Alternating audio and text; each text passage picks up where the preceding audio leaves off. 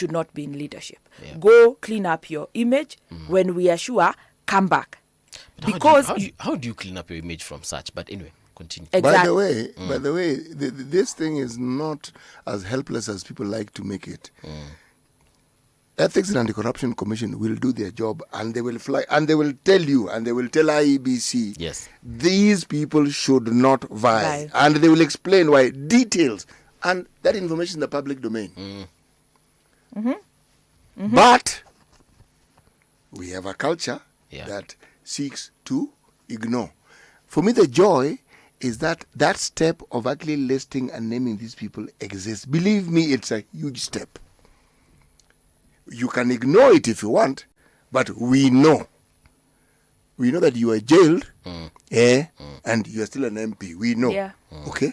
We know you shot someone in the head, and you're still an MP. We know. We know. Yes. Once that we elect you, after you've done the act. Yes. We know. Or you do the act as we are counting votes. Yes. We know. We couldn't know such things, and that list would never have existed before. Had it not been for the Constitution of 2010. It would not have existed. Yeah. It wouldn't have existed. And so let me then ask you this question, because we have all these things that help us identify, and when I say help us, I mean now citizens. Yes. Because we know the people that, and you said we give them responsibilities, yes, to be in leadership. When these people that we give responsibilities to leaders and, conduct certain businesses on our behalf, them, they always think about their interests. Chapter 6, a city likes to call it an inconvenience that needs to be removed out of the way. Yes. And they have removed it out of their way. And we know as the citizenry, as the voters, and we know for a fact, wewe ni mwizi, wewe ni muaji, ulikuanga shimo la tewa, na hizo vitu zingine zote tunajuanga. But we still go ahead and we decide, you know what? You are the best person to be in that position. Actually, on that hangs a tail, as in T-A-L-E, not T-A-I-L. Atale. Yes, because it then goes to how we elect leaders and whether they're actually elected. The fact that someone is pronounced to be elected, there's a lot that hangs around those things. I'm saying this because I have witnessed, right from the party nominations, where people are supposed to sort of like vote for whoever they want. I have had occasion to hear. So the process hasn't begun. And yet you're listening to vernacular radio, somebody is thanking the voters for electing him. You're thinking, what are you talking about? The process hasn't even begun. So how is it that you are thanking people for having elected you? Playing with their psychology, playing with their minds. And by the way, it sails through. Yeah. That is before we've gone to the saga of the certificates and who gets what and what have you. So even when you talk about the election, yes, I would argue that the people who lead parties in this country, actually, they have no moral authority to actually question or talk to anyone about these things. Because if you look at the way they conduct their own business in their own parties, it's, again, a Kenyan word, it's shambolic. Yeah. It is, you actually marvel. And it's supposed to be something that you accept. Now, you see the lenses through which we can look at these things and speak about them, courtesy of the Constitution. Let's talk about a constitutional office, IEBC. How can IEBC clear Diana, for instance, and I'm using as an example, that evidence has been presented to IEBC, whether by DCI, by EACC, or by whatever other office, and they say that Diana is a thug, or Diana doesn't have these papers, or Diana, did something in 1987. Yeah. How does IEBC clear such a... How do we end up with such people on the ballot? I just need to understand the modalities behind that. The IEBC and their reading of the Constitution is part of why we are where we are here. IEBCs, zote, all those that have been there, and the one that has been elected is not even inspiring any confidence either. Because the citizenry we can be idiots, yeah? We're not. I'm just saying. I'm trying to... Give another example. Okay. I'm looking for that word. With the people. Unajua tunaweza kwa acha nitumie basi shen kidogo. Unajua tunaweza kwa mafala. na ni kubeba ufala. Okay, unaweza tubeba ufala kama leader, lakini IBC iko na wase wamesoma sana. EACC iko na professionals. Na iko na budget. It has lawyers, exactly. It has lawyers, people who studied criminology, people who studied finances, and they know that this person is a thug. Yes. Sasa sisi tunaweza kwa tu na kaufala tuseme tu mtu wetu, tuko na mtu wetu syndrome maybe. But IBC should actually help us stop being mafala or tuache kubeba ufala. Why didn't the chairmanship of that particular commission is usually so hotly contested? Okay. And you look and you say there's some people vying here who I think could do a good job. Then out of the blues, somebody who ends up there you've never even heard of in your life. You wonder, now where did they find this one? Okay? Yeah. And you will soon know why they found him. Yes. Yes. As things move along, right, you'll say, now I begin to understand. Exactly. And you see people city, unaona mtu amepatiwa nafasi ya kucontest. And you thought that was going to be our saving grace. Tutaacha kubeba ufala via that particular office. So anyway, the yes. thing that you've just said, yeah, you've underscored why it is you keep hearing me say this, and you argue correctly as you should, as is your right, of course. Yes. And I keep telling you, we cannot pin our future on individuals and their goodwill. That's why I keep telling you, the accountability mechanism, the accountability factor that the citizenry must understand, yes, they have the burden of, when it's in place, what watashikadabu, because you know very well you'll be held to account. Okay. Yes. Diana, so you were actually in the process of answering me. And then City joined, and because IBC just fails us, they have the responsibility of, one, regulating the political parties so that they sieve even before they bring to us the final aspirants to become a candidate. They have the full power. Let me just get to Article 82. Okay. They have the full power to work. And for instance, it's not for them to determine. The minute the Ethics and Anti-Corruption Commission tells them this one is being investigated, KRA tells them this one has a tax issue. The university education, wanasema huyu hatumjui, this one we do not know. They stop there because Chapter 6 follows Chapter 7 on representation. They must be read together. Okay. The minute there is a doubt, they drop. It is not for them to do anything else. If anybody is aggrieved, let them move to court. But we have seen IBC waiting for certificates to cross the border. Verification to cross the border for somebody to be cleared. From Uganda. Yet their profile has always said they graduated from Kenya. Then these are not even old people who have, it's called what? The memory thing. Mbuvi. Amnesia. Not the old age. You see the old age? There is the one for dementia. Old age. Dementia. Yes. They have no dementia. But they have all of a sudden remembered, I was not in Nairobi, I was in Jinja, Congo, Brazzaville. Then India. What is that? What is that? And you bring somebody like that. Yeah. Then commissions must also act, because commissions are answerable to the people. The Constitution is very clear. They are answerable directly to the people. Okay. They must also act on their own volition. We are told this candidate is a pedophile. Yes. The minute you get a complaint lodged, that is a blot. Let them clear themselves. There will be another election.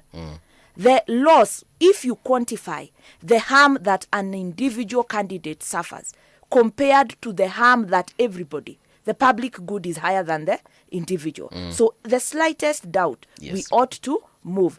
And the last 2017-2022, some of us, we ran the Red Card campaign. So we compile for them. What is the Red Card campaign? The Red Card campaign is a civil society initiative that goes and checks. City was mentioned in the mafia scandal. NYS. Who is in Shah? We compile, Goldenberg. We compile and give them the names. Because we work with communities, they tell us, so and so bribed the prosecutor, they had defiled a girl. We compile that particular list and tell them these people are not eligible to vie based on our interpretation. Like we even, our list is always longer than EACC. Yes. Like go do your work and ensure that Kenyans are free of this. So we've provided those lists, 2017, 2022 as well. 2022 kama EACC ilikuwa imeshikilia list yao kabisa mrefu. Ikaenda kwa ABC, ikachujwa tu. For what? For what? Then now look at the things we are hearing. You know, even the discussions right now between the executive and parliament. Who bribes who? Who controls who? Who is selling Kenya? Who is buying Kenya? It is not clear. If the minute we dilute the integrity of institutions such as parliament, then from there it's just downhill. Because if you have a speaker, members of parliament, leader of majority, minority, who are elected on the amount of baggage you have, you know, who is the owner of your baggage? Who has the fulcrum to determine what levers to push? It's not the people. Because we are, right now, IBC is even confused whether they should do recall or not. Yes. They say there is no law. They said they can't. There is no law. There's no legal framework. Says who? The Constitution is there. The Constitution is there.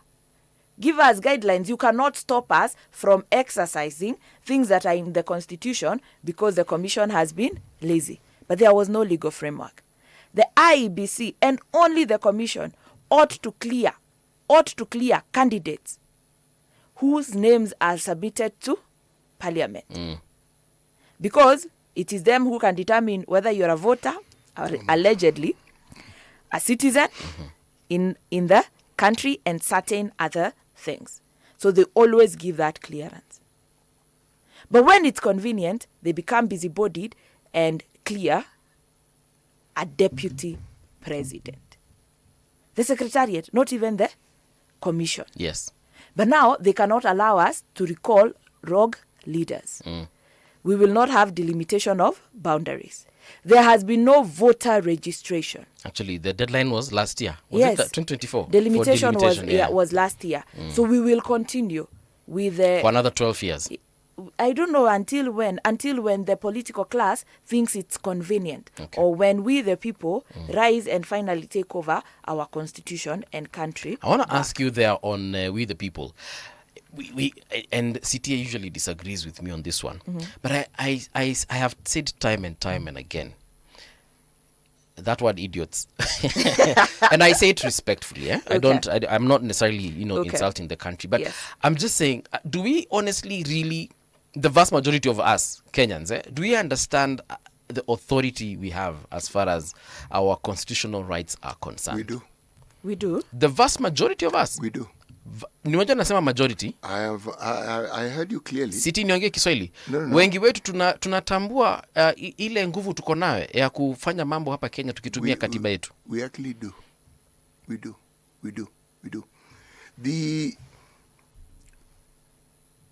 Diana began by talking to us about the Imperial British East Africa Company. There is a psychological term referred to as the Stockholm Syndrome. Yes. Sometimes people quote it without fully understanding what it means. But let me use a simpler word, conditioning. We've been conditioned to understand leadership to be a certain thing in this country. And our responses to leadership also follows that in tandem with how it is we view leadership. This is often expressed when people talk about development being brought. It's as though it's something that somebody puts in the boot of their vehicle and brings to you. Even when you tell the individuals about the new constitution, they will understand what you are saying. But what holds them captive is the narrative that they have entertained for the longest time. And that is why the my people, the my person syndrome also now takes hold of them. Yes. They can see. They even know. In fact, there are things they know about those leaders that more than you do. But still, because it is my person, because other people are supporting him, I will go along. That people may talk about the Gen Z movement and how they'll bring about change. I have had this view. Yeah. They haven't been tested yet. When they're tested, then I will have an opinion. As of now, they are Kenyans who are born of Kenyan parents, Yeah. who live in Kenya and are the influences that other Kenyans have. Believe me, when the rubber meets the road, the way we Kenyans respond to political situations is not for lack of knowledge. It's because of the conditioning that we've had. So we sort of like just move along. Because when we talk about it, or when you go to forums, you talk, people understand. Don't be fooled. They actually do. You'll be shocked at what they understand. But then what they do, that knowledge is a complete different. Now, that disconnect is what I often find puzzling. You know full well this person is not doing anything that's going to benefit you. It's not that you don't know, you know. But you still elect that person. Them. Yeah. So, you explain that to me. Stockholm syndrome. Yes. So This- you're this saying co- we're being held hostage. No. Our minds, are being because held of hostage. our history, okay? This group called Gen Z are the people who might emancipate us from that. If they carry on with what they're thinking and doing, and we actually see them sticking to it, then that change will be upon us. The Constitution, upon promulgation, the thing that isn't spoken of loudly enough is the moment the Kibaki government left and the Uhuru government came in, they set on a mission to water it down, not to implement it. Yeah. The very tenets of that constitution that was supposed to give the citizens the power to do what they're supposed to do in terms of checks and balances, they watered that thing down completely. That's what they set out to do. Yeah. So, what are you left with? The Kibaki government showed us what I'm saying. You have one minister who's determined to take a step and say, this matatu nonsense I'm not going to put up with. They still think that they have the impunity. The citizen join and say, we will walk. Yeah. That is where I derive what I'm saying from. Yeah. Because I saw it. I said, people are willing to do good. They just require somebody to stand true, and that person will be followed. And the matatu industry changed as we watched. Then the next fellow came in, God Almighty. We went back to factory settings very quickly. Yeah. Yeah. Yes, Diana. It is reset, factory setting, ancestral setting. Is there such? Yes, there is. There is. Ancestral. You know, Setting we keep is on exactly referring to this. the UK, the US, in terms of how they run their constitution or how they implement and deal with their constitution. And it is often a fact that we mention here that they've had centuries. The UK doesn't have a constitution. Okay. They have tradition. The US, yeah. So the US, they've had centuries of this constitution of theirs. And they're doing perfectly well. Actually, they are not, but go on. They are doing better than us by far. No, they are not. The point I'm driving at here, City always sets out to disagree with me. But they are not doing better than us. But what I'm trying to say is that they've had years of democracy, centuries of democracy. Yeah. We only have decades. Do you think we shall catch up anytime soon? Ama tungoje kukuwa na demokrasia 400 years? Catch up in what area specifically? What, in terms of what? Structural development where you have bridges, you have what? Or is it in the governance of the country and the welfare of the people? As far as constitutionalism is concerned. Believe me, if one reads and seeks to understand what the so-called founding fathers were writing about, let's give it a historical perspective. You're talking about which century? When was the American Civil War? When was the fight for independence? Yeah.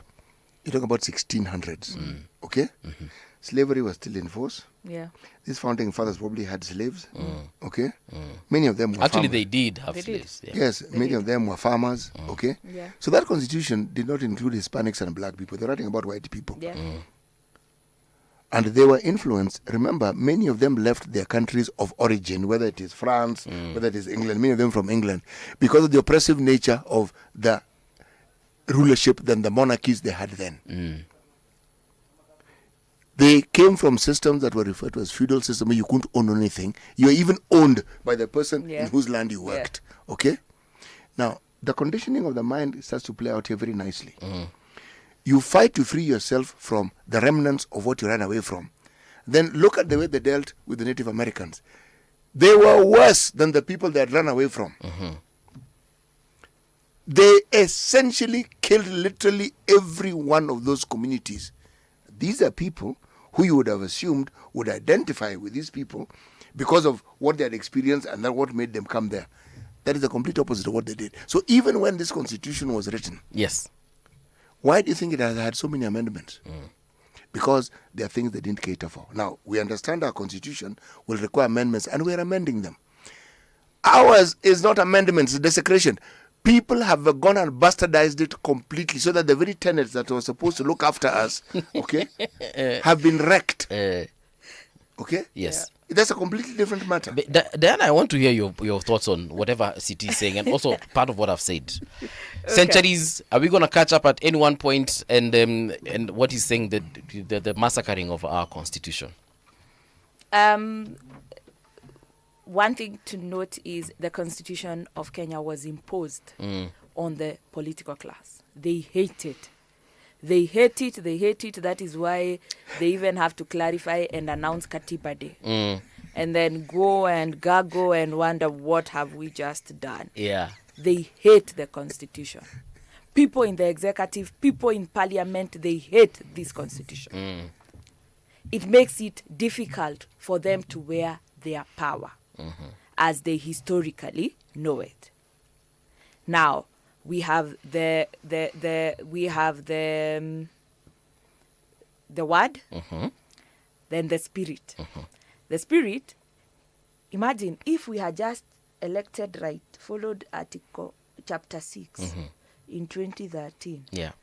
Not worked with indictees of the ICC. This constitution, we would be ahead. We would be with the tigers. It's not the length. It is the quality of leadership that is given to allow for constitutionalism to thrive. And people think that constitutionalism is a barrier to development, is a barrier to the economy and things like that. No, it is not. When the rule of law is followed properly, we wouldn't be where the Auditor General comes and tells us we have this number of loan contracts that are irregular. We have this, what is the other fee? She says we pay a certain fee in billions. We wouldn't the be convenience there. fee on e-citizen. There's a convenience fee on commitment fee on loans. Okay, yeah. And it is in the billions. We wouldn't be in that particular space. We would not be in a space where people are elected to amass more wealth. We would be in a space where we've elected people who know the only way they come back is continuously championing public interest. For you to know that they don't want us to take part in the constitution, look at the laws they have not passed. We do not have a public participation law. We do not have a recall law. Conflict of interest was passed the other day. We do not have a whistleblower law. We do not have there's a fourth one. Campaign financing was supposed to be well regulated. We keep playing with it and the numbers to keep it flexible. The campaign financing is not somewhere on political parties financing. There is political party, but there's supposed to be a specific campaign financing act. They will kill that. They keep killing. It was enacted, then it was supposed to be implemented 2017, then it was moved to 2022. Now we are waiting. I think they'll now move it maybe to 2032. There's no need of doing the 5-year cycle. It's good to be different. They'll move it to 2032. But everything that is about the people, they have a problem. They have a problem with setting up public participation. They say it's expensive. But they are okay. What? Yes. Part of the problem of public participation is the cost. We started with a lawyer some time back. I can't remember which one, but alituambia that we have constitutional offices Yes. in every constituency. Yes. Where we can actually go and deliver our participation as far as laws are concerned Exactly. in this country. So does that really require budget? Or I can just, if I'm in Dagoretti, for example, like we are right now, sinikuya tu Dagoretti kwa constitutional office yetu, nipeane maoni yangu. Sasa sini venye sisi wananchi tunaelewa. Eh. Wao wanaelewa, lazima wakuje. Wafanye rally. Wakuje na gari zao, tulipe hiyo mafuta. Wakuje waketi kwa viti zetu, tuwalipe. Sindio? Wakuje watuhesabu. Waamue ni kama watatulipa, kama sisi ni wa Nyandhiwa, Nyadiwa, dispensary, ama sisi ni wa Ladnan uko juu, sijui Mandera. Waamue kama watatuli. Okay. When that is a mentality, they'll never enact it. But public participation is exactly that. That you create an environment where people define their priorities. And Makueni has done it. Professor Kivutha did very well in setting up all those things from the village. For sure, the only county where they went and they were told, go back to sender. Here you don't come for county engagement. You come and engage from the village because we do not want to be roasted. And imagine they came back. So, Mbuvi, check your county, check your neighbors. Yes. Mafala ni majirani wetu, ni sisi wenyewe, ni sisi tumekubali, they do this to us. For this constitution to work, we must be deliberate about who leads that particular process. If you recall, when we had the nullification of the 2017 election, this is not the first time that Kenya is making eyes roll in the continent. Afrika si Tanzania walisema Kenya ni kishikilio cha dunia. Mambo wa Kenya wanafanya hajawahi dhaniwa mahali pengine. Tunawadhalilisha. Yes. But we were the first ones to have elections in our region nullified. They were nullified. When the then CJ Maraga spoke, he said, it is fidelity to the law. Yes. Imagine, that is so quotable. We were like, haya, ni lazima tufuate sheria.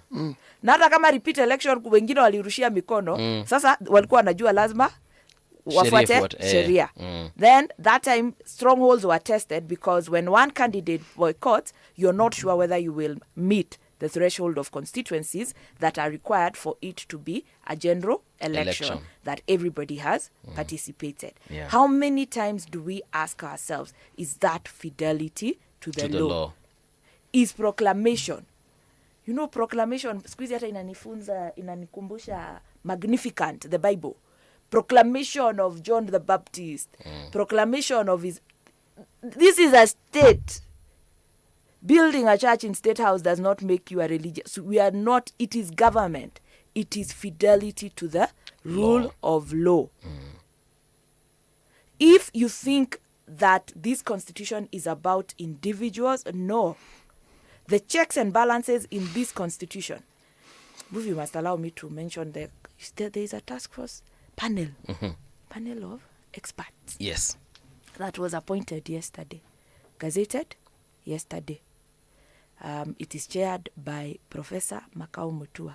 He's supposed to be a human rights and democracy and transitional justice. See, he was one of the founding members of Kenya Human Rights Commission. Yes, and a very lifelong chair who spent more years, over 30 years, as a chair of the Kenya Human Rights Commission. But an expert on transitional justice. Transitional justice is how to correct historical injustices anchored in the rule of law.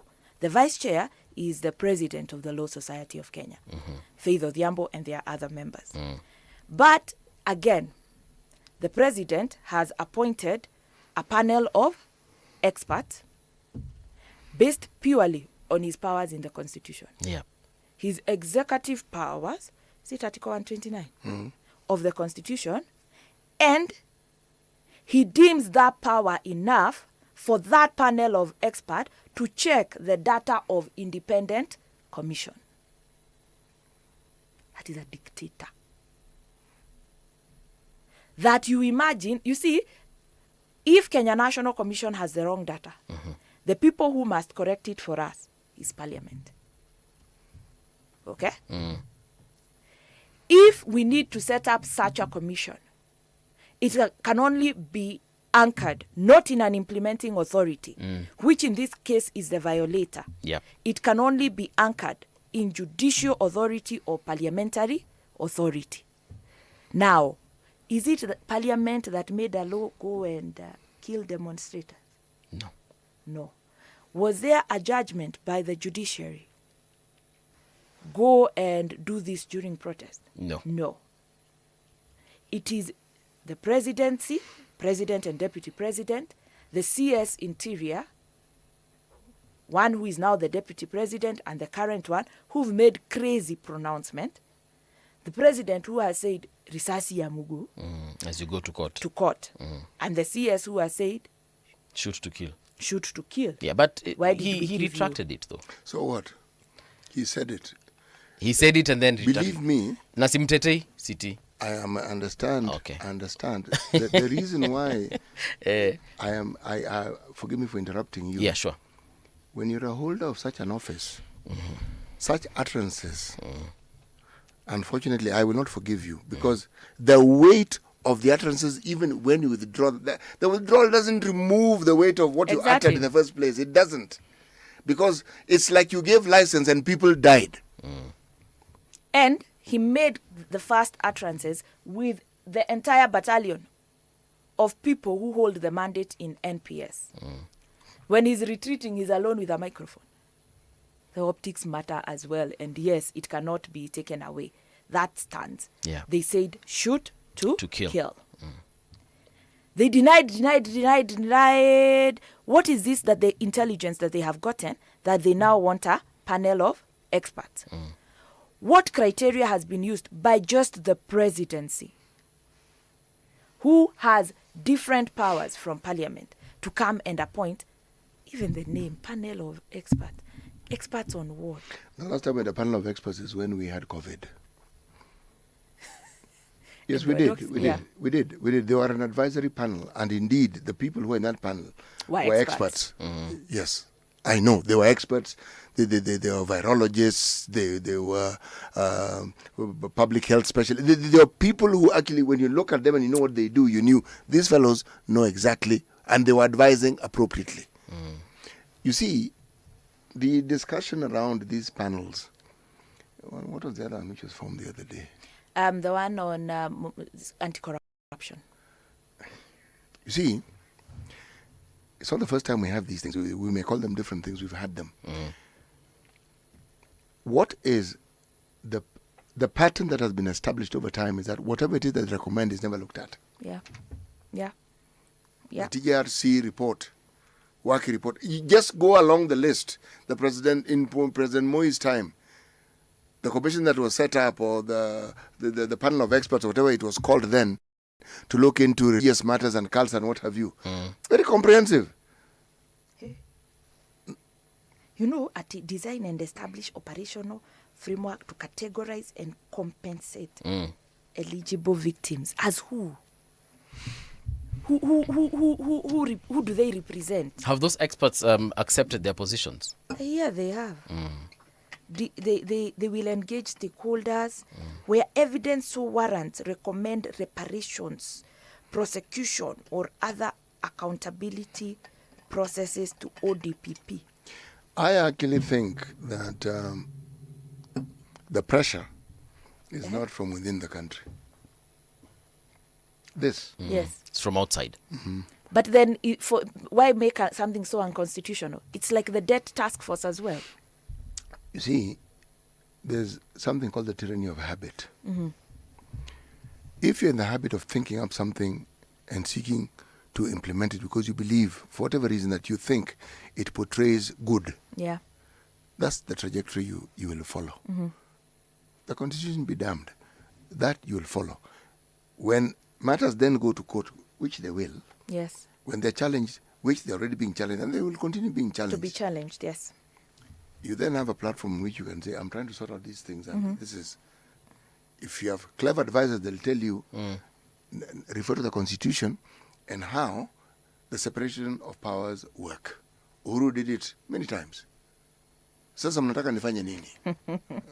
You remember that one? Yeah. Yes. That is precisely what he was saying. Yes. Did he not know that the step he was taking was going to be challenged? No. He knew. He knew. So why did he take it in the first place? But you see, he took it, then comes back and says, guys, I did try. But the courts. And then the narrative then proceeded. Now it was the impediment to development in this country are our courts. Are our courts, yes. They were even blamed for corruption and anticipatory bail. Yes. Well, it's the ODPP who withdraws cases. Yes. Guided by DCI. The courts deal with what you bring to them. Exactly. Now, there may be individuals who seek to be godly about it, meaning they acquire godlike qualities and they see beyond the constitution. Yes. But you can't lump that individual, a couple of those individuals, with the entire judiciary, because that would be wrong. Now, we have literally a minute to go, Diana. Okay. Way forward. First of all, as far as today is concerned, and as far as our constitution is concerned. Just Kenyans, rise and let's defend the constitution. It's the only line of defense. I like to link it to the second, is it the second stanza? Be ready to defend. Nasi tujitoe kwa nguvu. Tusijitoe kwa nguvu for anything else. Let's work hard and defend the constitution. Yeah. Because it's holding very good space for us. I believe it is what will correct the Shamesh. Shamesh will only be corrected by the constitution. And many other messes, but yes. And it has corrected so far. Okay. It has been a very good buffer for deeper or stronger violations that would have had stronger impact on citizens, but it was our only buffer.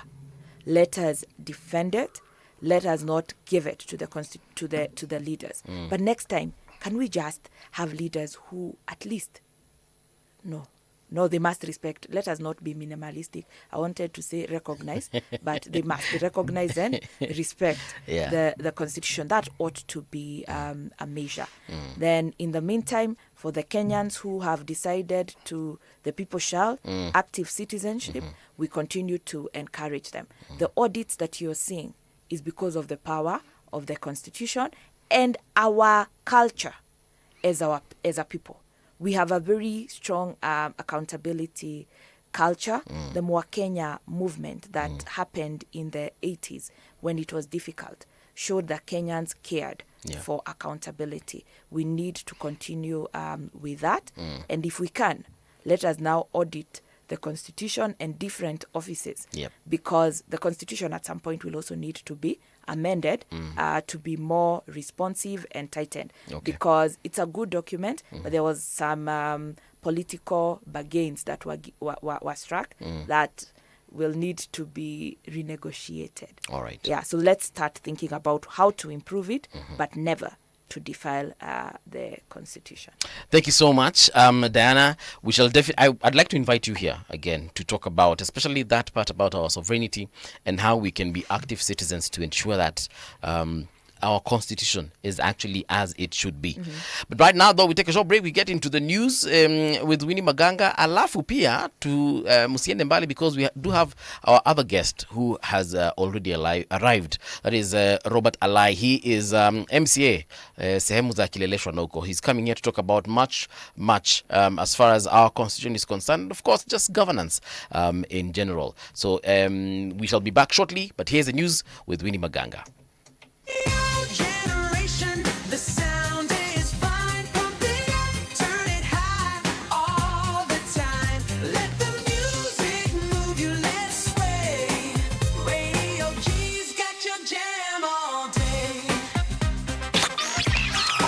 Radio Generation, the home of urban soul.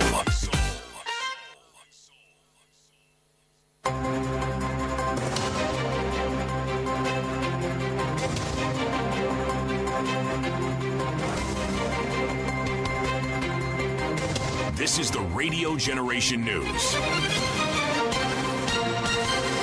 Good morning, I'm Winnie Maganga. Kenya Defense Forces Special Forces have killed 5 Al-Shabaab terrorists In an intelligence-led operation in Laktamangai within the expansive Boni Forest, several other militants managed to escape with injuries. According to KDF, the soldiers discovered and neutralized a makeshift terror camp within the raid, recovering weapons used by the militants.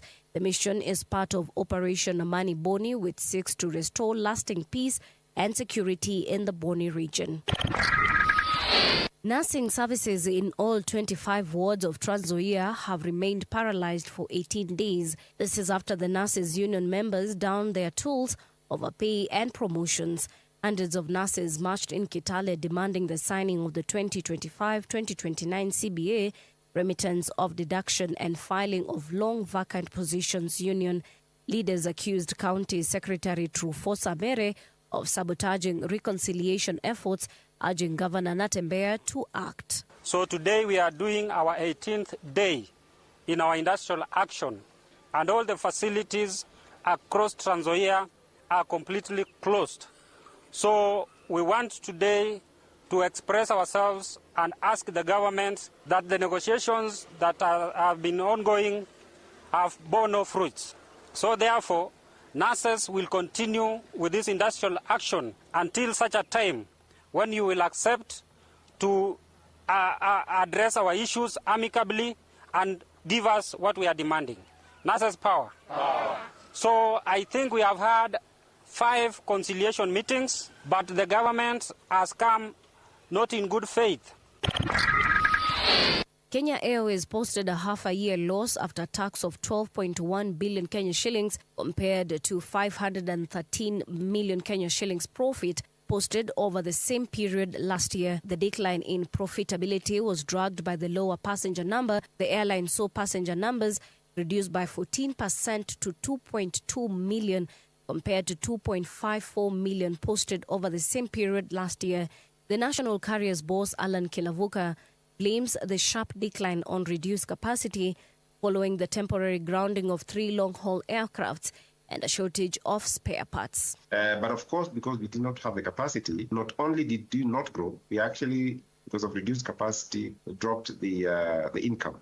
We do believe that if we had full capacity at approximately 92 or so, then of course it would have more than compensated for this loss that we are recording this year, because we have significant costs that do not vary with the income. So it's very important to note the key driver of this loss that we have recorded this year. And this is, in our opinion, very, very temporal.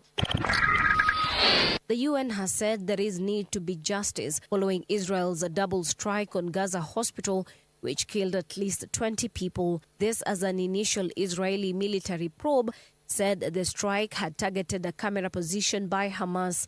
Condemnation of the attack, whose victims included 5 journalists and 4 health workers, have been mounting, with UK Prime Minister Keir Starmer describing it as completely indefensible. Monday's attack on Nasser Hospital in Khan Yunis saw an initial strike kill at least 1 person, a Reuters cameraman who was operating a live TV feed from the staircase on the side of the hospital building.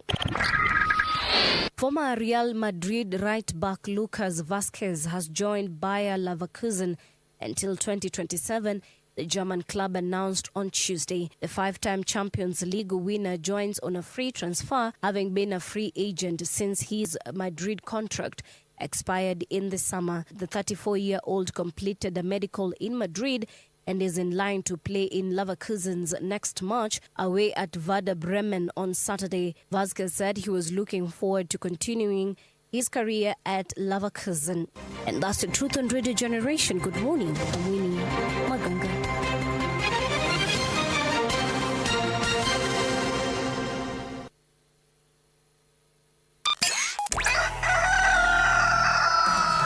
In the beginning, there was morning radio. I've never seen anything like this. But now there is Radio Generation's The People's Breakfast. Curious and bold, getting facts from the shadows. That's what it is. Now, as the city wakes and secrets stir, a bright new voice shines. The People's Breakfast. Your morning, your voice, your journey. You got it locked. Good morning. Good morning, my neighbor.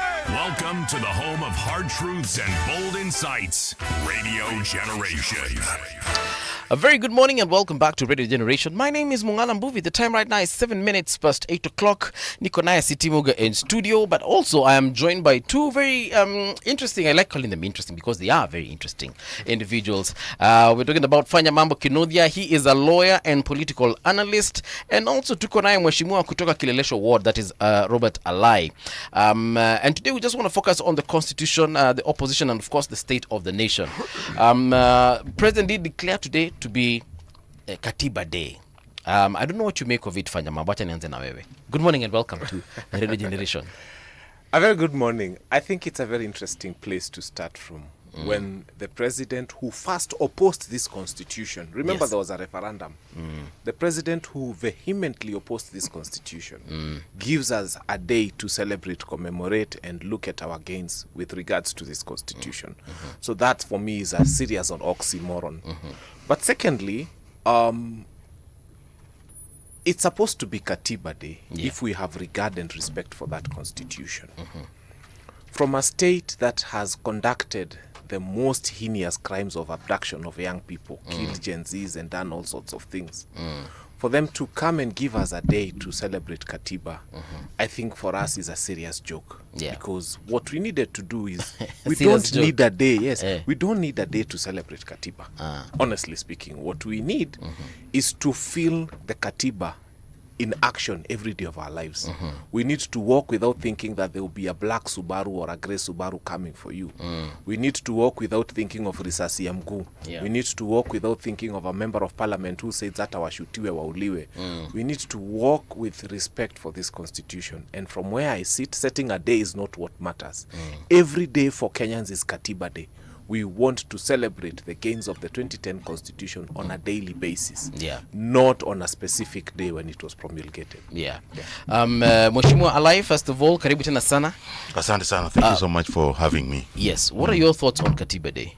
No, I think it's a very great thought, because I think that, especially for me working in the counties, the devolved structures of the government, that we have to celebrate some of the gains we have made as a country, especially on the Bill of Rights and the devolution, because devolution is a big thing. For the first time in many years, now you have people getting into the middle class, and they're getting into the middle class because at least you can now have some place in your county, 47 counties, where you can work and celebrate. And you can see some of the counties which have gotten the gist of devolution, making an impact. You have new health centers built, you have new schools built, you have new ECD centers, you have new trading centers, though I still have a problem with Kenyans addicted to trading along the roadside, because they believe that, the minimum walking distance to the market.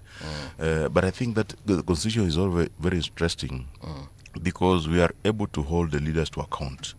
It is the first time that Kenyans are very vibrantly holding. You remember when we have the last constitution and the president had the say. Now people are even threatening the president, which was never imagined during Moi and the first time of the old time of Kibaki's time.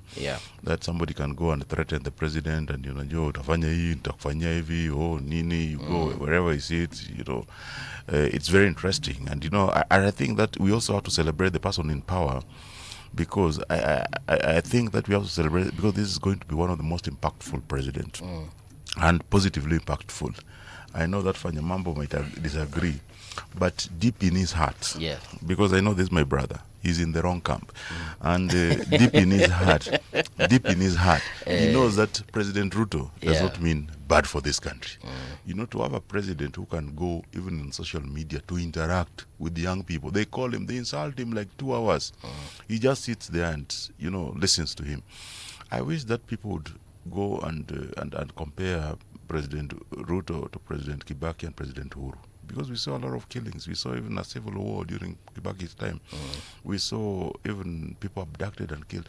There's a friend of mine who was abducted up a Miale restaurant. He was killed, his body found in a river in Kirinyaga, and his Range Rover burnt here in Ngong. These are very wealthy businessmen. There's a Somali friend of mine.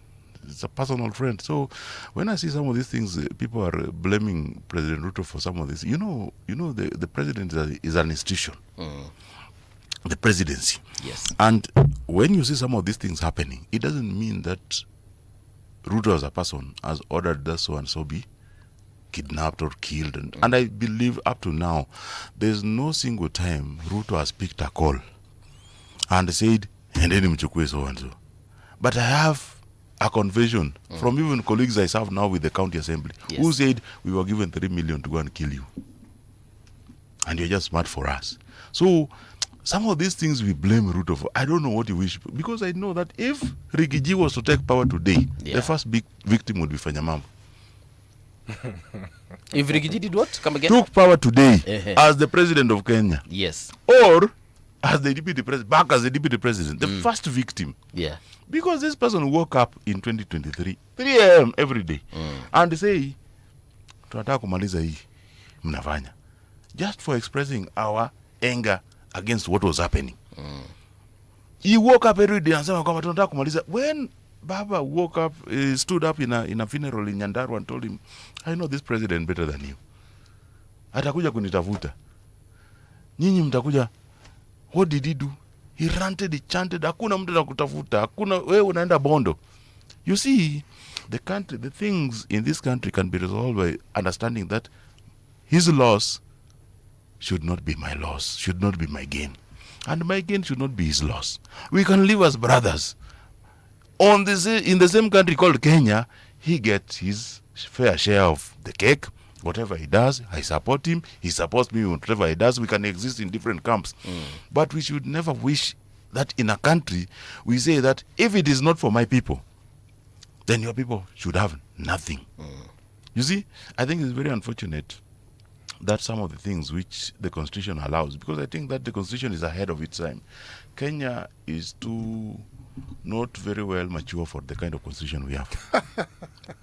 I don't think that the citizen is mature enough to understand the kind of constitution we have. So what we have, we have a constitution which is ahead of the people. I think the people need to understand. There was a gentleman who was a politician in this country, the late Sharif Nasir, who echoed something similar, but his words, he said, there's too much freedom in Kenya. Is it possible to have too much freedom really? One of the most amazing things I'm experiencing this morning is to sit near Robert Alai and to hear him saying that President Ruto is a good president. Robert Alai, I think you are going to attract a lot of hatred towards yourself because of those statements. Sometimes it's good to mute the mic, unajifanya mic ilikuwa inaongea, so that you say those things so that they don't get to mwananchi. We have all experienced this administration. Robert Alai, let me tell you something. For the first time in the year 2023, 2024 to 2025, the total amount of cement that has been used in this country has reduced by 15 million bags. According to who? In spite According of, to who? my friend, I'll tell you, in spite of because this you have to know the source of avoidable data. housing, in spite of this, no, it's not propaganda. It's not propaganda. I'll give it to you right now. In spite of this avoidable housing that you guys are building, why is it avoidable? It's avoidable because nani ana kwao, and it's also avoidable because as we speak right now, I have always told that government of yours. And you serve in an urban constituency. Yes. And the answer is very simple. Yes. Robert Alai, let me tell you. And the answer is very simple. When you make the cost of building materials affordable, Kenyans will build houses for themselves. Zile nyumba zote ziko Kenya hatukujengewa na Ruto. Wakenya wamekuwa wakijijengea miaka yao yote. What I'm trying to tell you is, Fanya Mambo, the government has also been involved in building houses from history. They've been building houses, most of the but they were houses. a drop in the ocean. I mean, we can count the houses that were on Jogo Road. We can count Kenya Railway houses. The truth of the matter is this. They were county houses. Kenyans have built their own houses. They always for a very long time. They always have. They always have. I am merely making a simple point that the government involvement in the building of low-cost housing has always been there. That's why these estates exist. My rural house was built by government. You see, there's one thing we are not agreeing. There is a normal way in which normal governments build houses. What is that? And then there is an abnormal way in which Kenya Kwanza builds houses. First, where did you see in the history of the world, in any country where common sense and the constitution is followed, where people come and take public land, build houses on public? No, they did, because they are selling How do you sell houses that are built on public land using our money?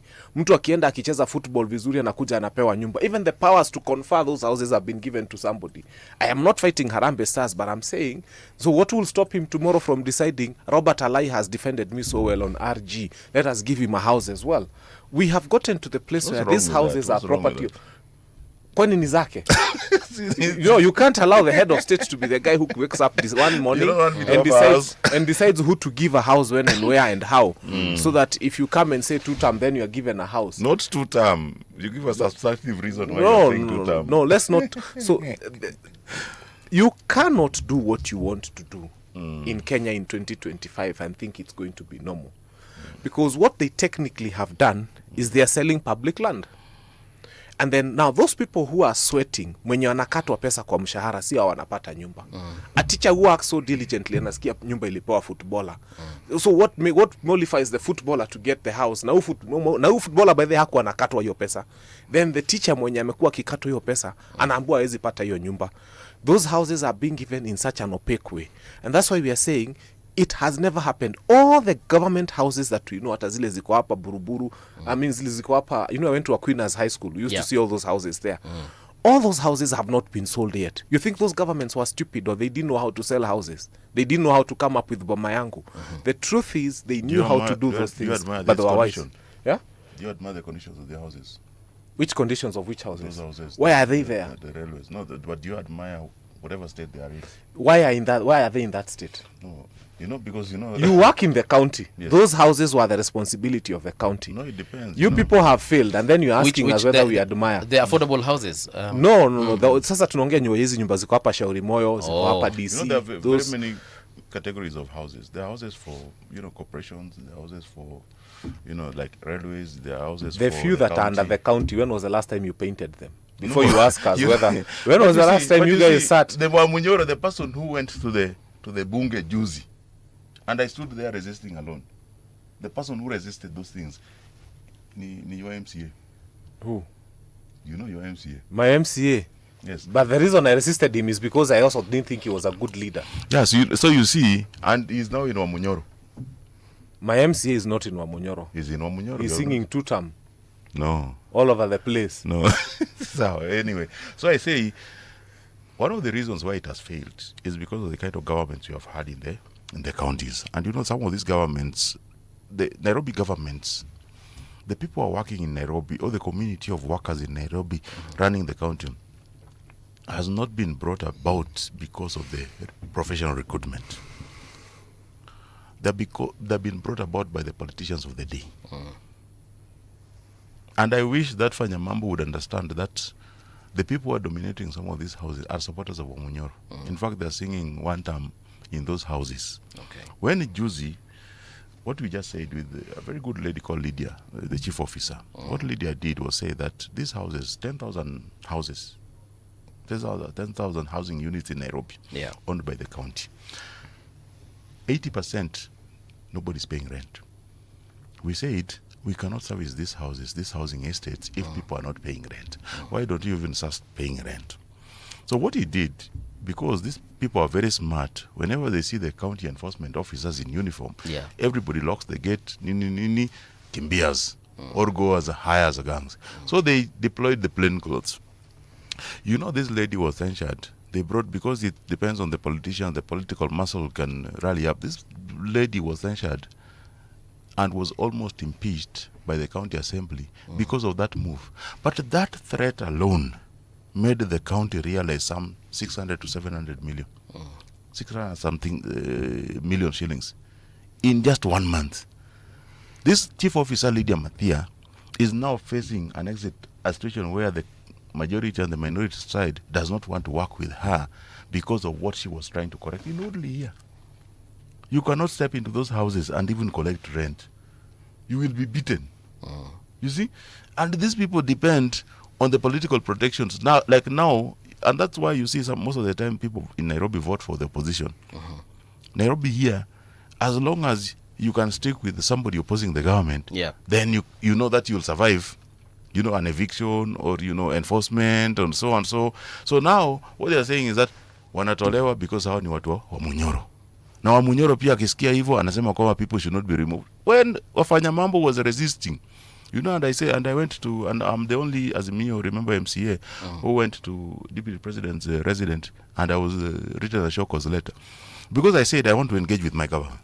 When Rigiji called that meeting and he was the Deputy President, he was not calling me to his private house. So I said, I'll go and listen because my people are going to be affected by this.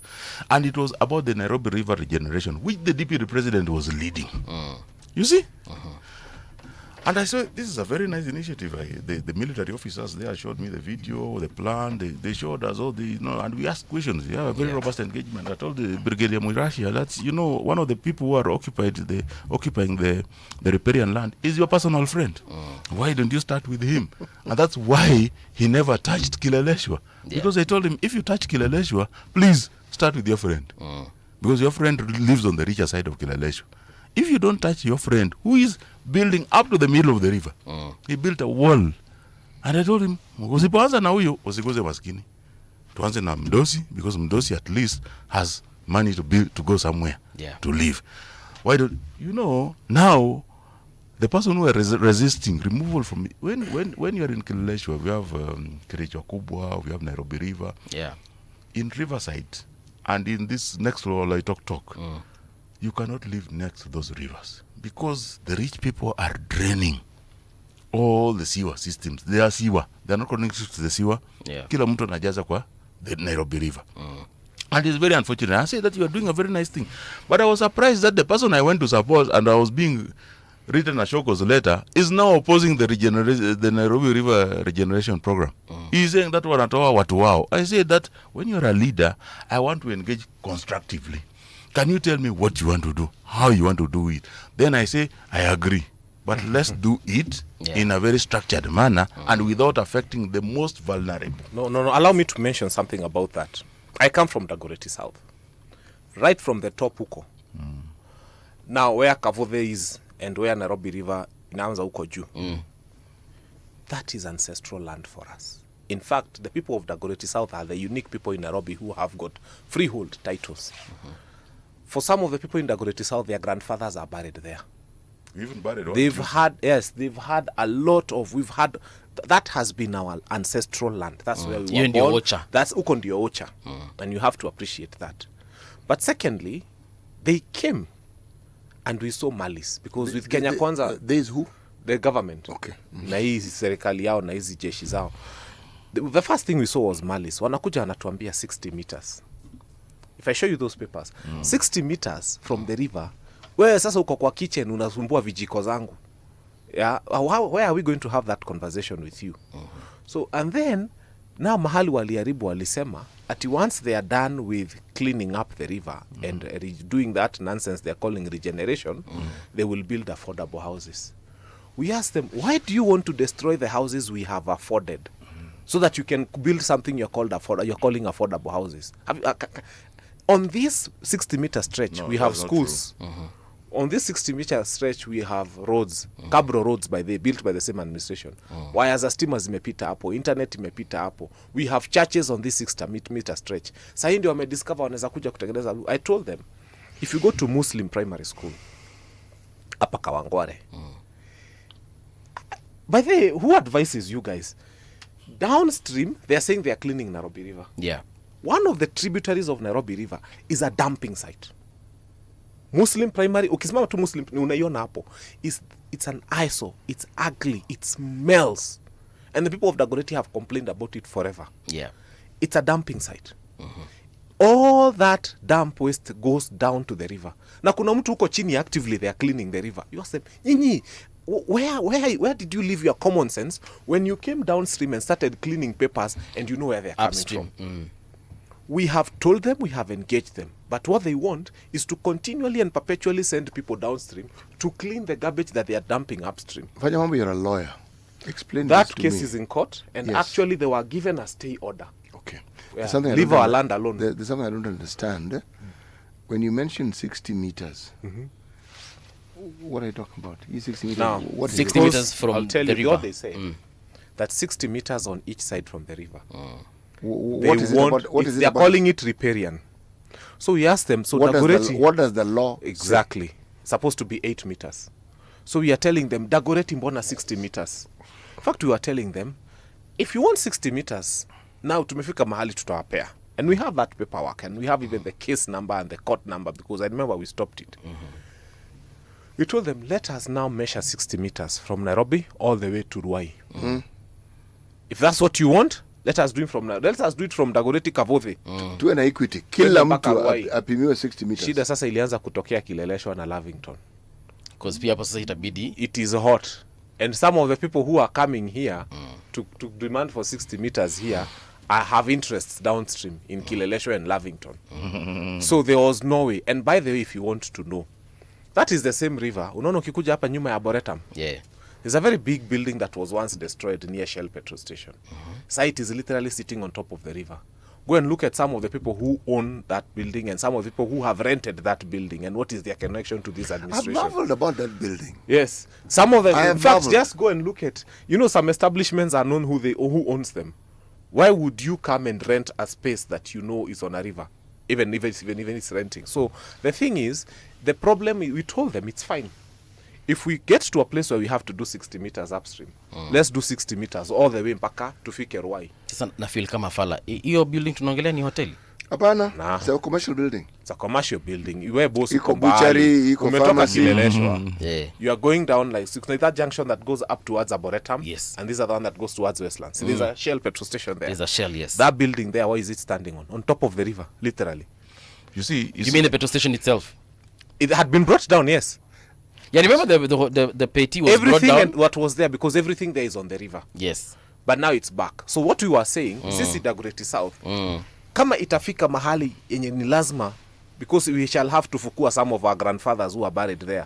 Kama tutafika mahali tutoe hizo remains zao, because they are on that riparian land. Ni sawa, lakini tufanye kila mahali. You cannot say that, as a criminal, I am a robber, and you want to, prosecute me only if you're prosecuting all the robbers around. But we have not robbed. You see, we have title deeds we are doing that include that part. Just an analogy. So let's understand each other. The source of the problem, I told you, is the many successive regimes in Nairobi. Okay. And how corrupt they were. Because what was happening with these rivers, when you have the source, Nairobi is a slanting. The highest point ni huko Rironi. The lowest point ni Ruai. Okay. And that's why the sea was here. So siwa yetu inaendanga na gravity. The challenge is the successive regimes in Nairobi have downgraded the rivers in Nairobi. What do you mean? So a river, yes, the minimum distance you can build next to a river is 30 meters. 30. And a stream, ni bylaws ya county. Water Act. Sio bylaw. Water Act. The Water Act says states 30 meters. Applies here or in it applies everywhere. Everywhere. In the where country. There's no rivers, even lakes. In fact, now like the big water bodies is bigger. That's why you see the people in Nyanza are now facing a new challenge, because like Victoria, the backflow is 5 kilometers inside. And it has taken very many homes. Very many, and schools. Around 20 schools are gone. Submerged. So the Water Act was envisaging a situation where we have such, disasters. Okay. But when you have a small river in Nairobi and you give 30 meters, the government thinks it's a good allowance. But somebody downgraded these rivers into streams. When you go to a stream, it starts from 6 meters. So it means a minimum of 6 meters you can build next to a stream. Yes, but this Robert, break kidogo. When you say downgraded, yes, in the city hall, the documentation says now refers to the river as a stream. I see. Yes, I see. So now they're an approval, because if it is a river, you cannot approve a building which is less than 30 meters from there. But if it's a stream, you can even approve 6 meters. You see? So the planning officers in Nairobi have been messing this thing. And now you find a situation where you saw what happened to Nakumatt, UK. Yeah. Because those people were built on top of a river. And you saw what was happening to Nakumatt, UK, wherever it rained. Yes, you see? And Nairobi, also the challenging thing is that Nairobi does not have rainwater, a drainage system for rainwater. Okay. And this is bringing a lot of problems, especially the affluent parts of Nairobi, because Nairobi was a racist city. It was built in a racist way. Kwamba mdosi alikuwa anakaa juu, maskini wote wengine huko chini. Maskini wote Eastlands. And Eastlands is the lowest part. So the people who are feeling the stench of Nairobi first, before it gets to the downstream, the rich. The rich. And they're feeling it because you live in a neighborhood like Riverside with ambassadors and waivers, and you can now not live because everybody thought that the river, next to the river, was the best place to live, next to the water bodies, and it's the worst place now to live because the stench. You cannot open your windows, you cannot bring your $2 million home in Nairobi. You cannot sell that piece of land easily. If you sell it, the person who is building there's some houses being built in Riverside which cannot be occupied because of the kind of stench which are coming. And also, the lack of people are not paying attention to the environment. There's aeration where the rivers are the windows are supposed to. It's a whole mess. But you're a member of a body that is supposed to rectify these things. Me? Yes. You are an MCA. You are a parliament. You see when people were shouting yesterday they want to impeach Sakaja, it's because of these problems you have been complaining about. And people told me that I was the biggest enemy of Sakaja. Why am I not speaking? In fact, most media houses, when they ran the story of impeachment, wanasema sasa Alai ameleta kuimpeach Sakaja because they thought only me could do it. Why are you considered to be Sakaja's enemy?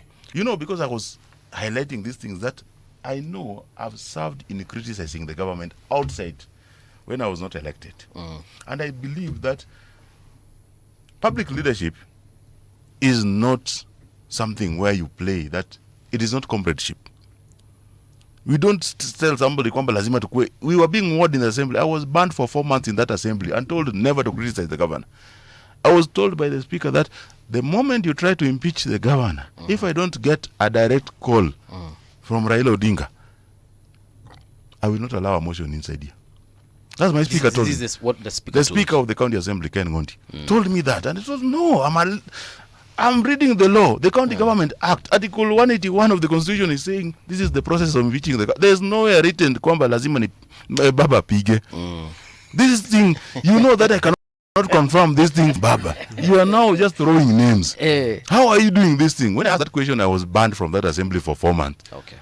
When I made sure that, you could ban me from the assembly, but some of the things I could do through other committees like the park, and just hold the governor and the county officer, the chief officers accountable. I was removed from the park committee also. So when the impeachment, we were trying to bring the impeachment, I don't think it's impeachment. Ni kama mtu ana shake to the fruit tree. I don't think that anybody is serious there. It's called a shakedown. There's a shakedown there happening. We just people to get their fair share of the loot. I believe that it is very unfortunate what we allowed in Nairobi, because we don't take. I wish that somebody like City would serve in the County Assembly. But listen how he loves, because the mentality of the middle class in this city, is to distance themselves. No, even this guy, when he started hanging out with Wamunyoro, he now sees the MCA as too junior for his level. No. The middle class consider the seat of the MCA too junior for his level. There's somebody who is always hanging around our meetings, political meetings, and I was Anajiita Bolo. This guy, we met Juicy at when the president was opening starting these houses of police in Kilimani. This guy came from nowhere, and nobody knew him. So he was being asked, "Hey, unataka kuwa nini? MCA? MCA is too junior for me." Oh. And he shouted, I said, this guy has never known how to campaign and win a seat. He's saying MCA is too junior for him. Leave alone that. I wish that Nairobians would understand how important this seat, especially the city counties, Nairobi, Mombasa, Kisumu, Eldoret, Nakuru. I wish they would understand how important this thing is, because if you take somebody who does not understand how to plan an urban center, how to have an integrated transport system, how to ensure that the transport system loops into the health system and the education system. Nairobi, you have the public utilities remaining behind in their 1970s and 80s state when the city is, you're telling us the city is growing. That old Kileleshwa from University Way up to Kianda School is served by 50 police officers. 50? 50 police officers at Kileleshwa. 50? Yeah. And what's the population? The population around 300,000. So that whole area, and the one vehicle they rely on is being used by the OCPD of Kilimani. You understand? We have to insist on the schools in this city. 80% of the schooling is private. Why? Because you are going to schools which are, during the weekends they are churches, during the week they are schools. At night they are bars, during the day they are schools. The alphabet schools. And he knows it because they are very common in Dagoretti, they are very common in the low-income areas, in Dandora, in Uruma.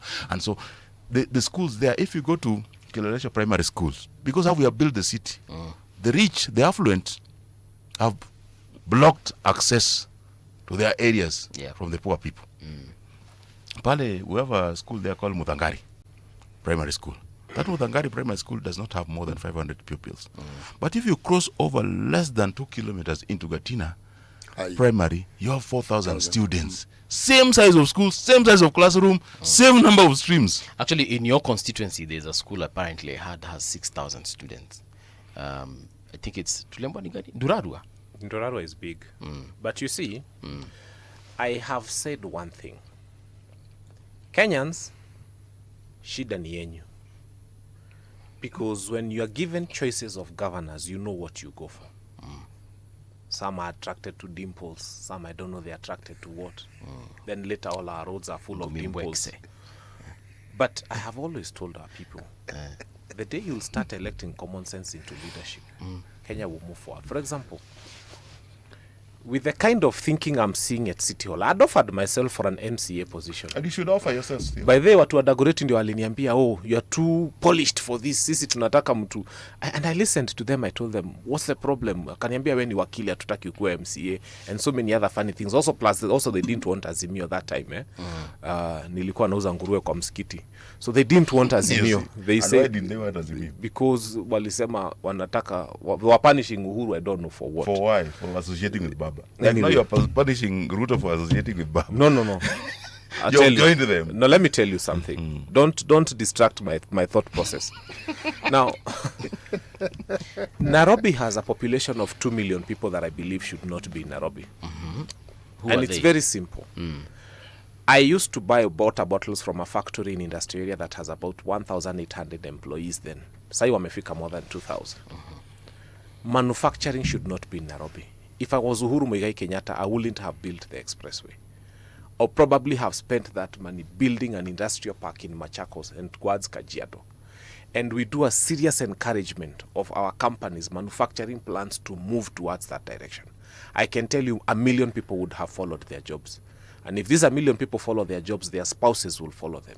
And if their spouses follow them, you will find that kuna mtu wanaitanga opportunistic investors. Wanangojanga watu wakienda inda wauzie mandazi na wakirudi jioni wauzie. Those ones would also have realized hakuna job hapa anymore. They would have followed them. Some matatus would follow some banks. Naturally, Nairobi would be left with a healthy population of 2.5 million people. I don't think the problem of Nairobi is infrastructure. I don't think the problem of Nairobi is that we need to start planning anymore. In fact, we don't even need to build new roads in Nairobi. What we need to start doing is a serious conversation about how do we make other counties work so that people find it comfortable to be where they are. I mean, you can imagine if the Utawala bypass was not opened, and you can imagine how many families are on that stretch. You can see now what is happening towards Ndeia. So what we need to do is to have a serious conversation around. This is what Munyoro thought.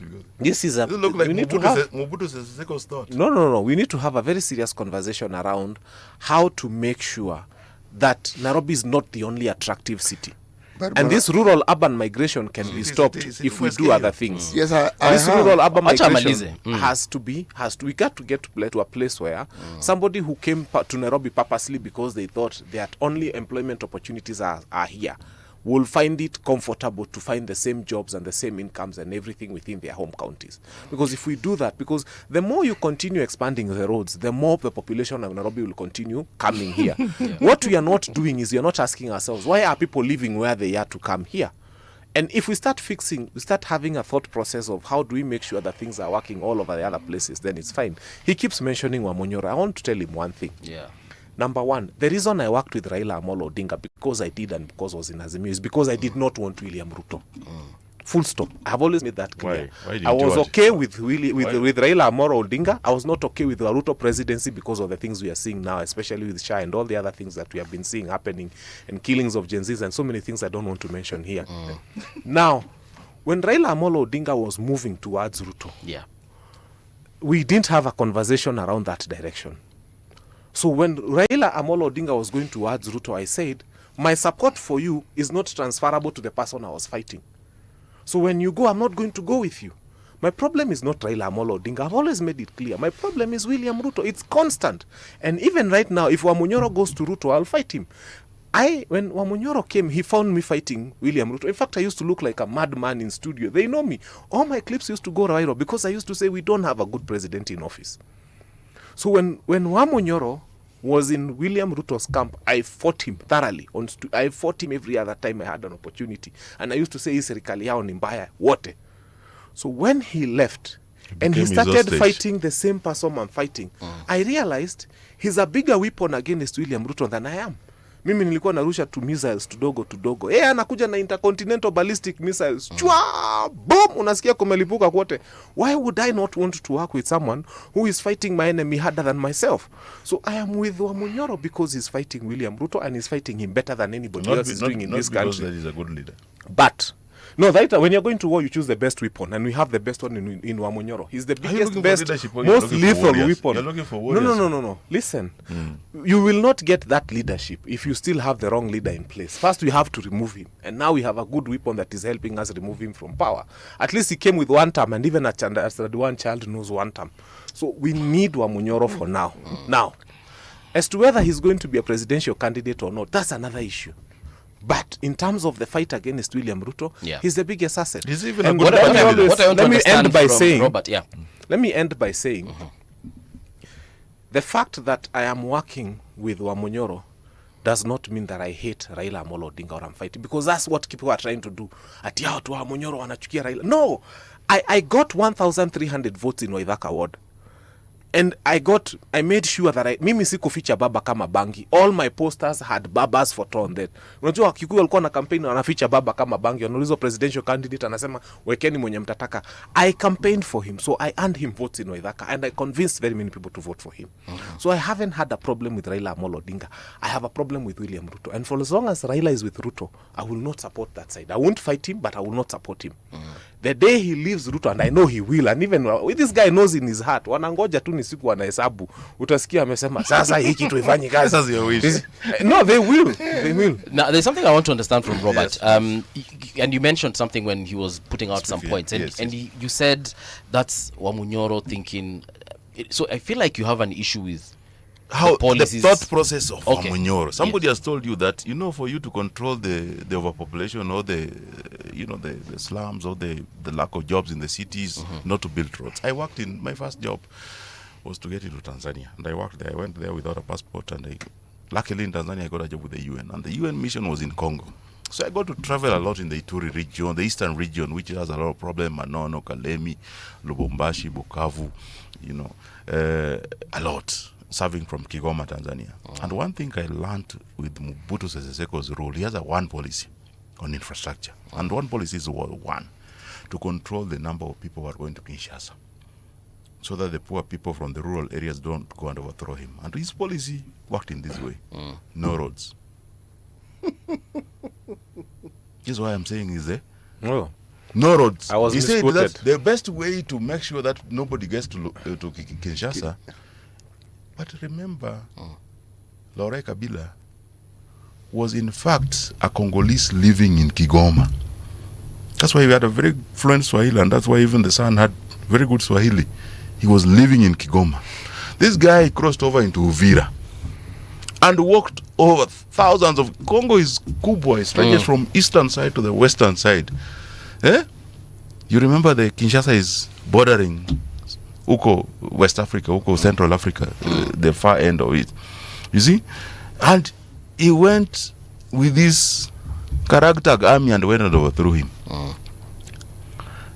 A determined person will cross rivers, oceans, valleys, what if they want, if there's a job in Nairobi, the solution to that is not refusing to build roads. No, we didn't say Nairobi.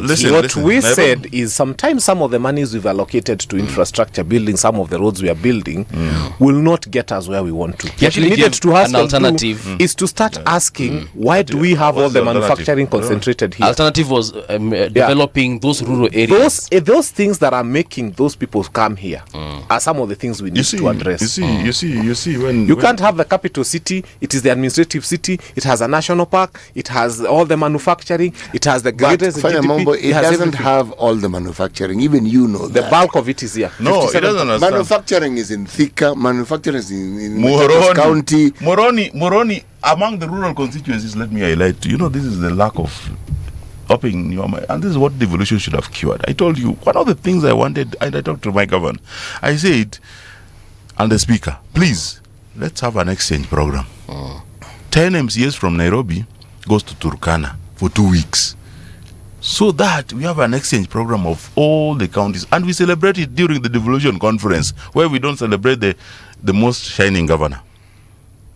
You see, one of the things I wanted people to understand is to open their minds. Rural constituencies, apart from Nairobi, unajua, Moroni has more factories than anywhere you consider. We have a steel, we have cement, we have mattress, we have PVC, we have in one constituency called Moroni. Which one? The Muhoroni? Moroni constituency. Oh, by the way, Fanya Mambo, I come from there. So what he's saying is actually it's so rich. It's so rich. You go there, you find fertilizer factories. I can actually count them for you. Okay. Let's start with Muhoroni Sugar Factory, agrochemical. They're almost in one compound. Yes. Then you move to Chemelil. Then you move to Kibos. Then you move to Kibos is 5 factories in one complex. Yes. Which makes me agree with you on one thing. Yes. If that hadn't happened in Muhoroni, where would all those young people be? No. I'm actually supporting your view because I actually like your view. Because in all honesty, you depopulate as a certain geographical area by ensuring that amenities that were found in a particular place are also available. I will give a very simple example. Westlands. I was young when the CBD was everything. Yes. Westlands is like a town on its own. You'd think Westlands is not part of Nairobi. Yes. If that thinking was within the counties, many of the people who actually live in Nairobi have counties where they came from. Now, the county governments were supposed to cure this. But these people... And to an extent they have. Yes, and these people and their thieving ways, okay? There is absolutely no way... To an extent, city, I would defend the counties. To an extent they have. I know that, the grid and also, systems. And I wish that we develop a system which transcends generation. Because what happens is now, not only... Because I see everybody's trying to focus on the revenue generation system.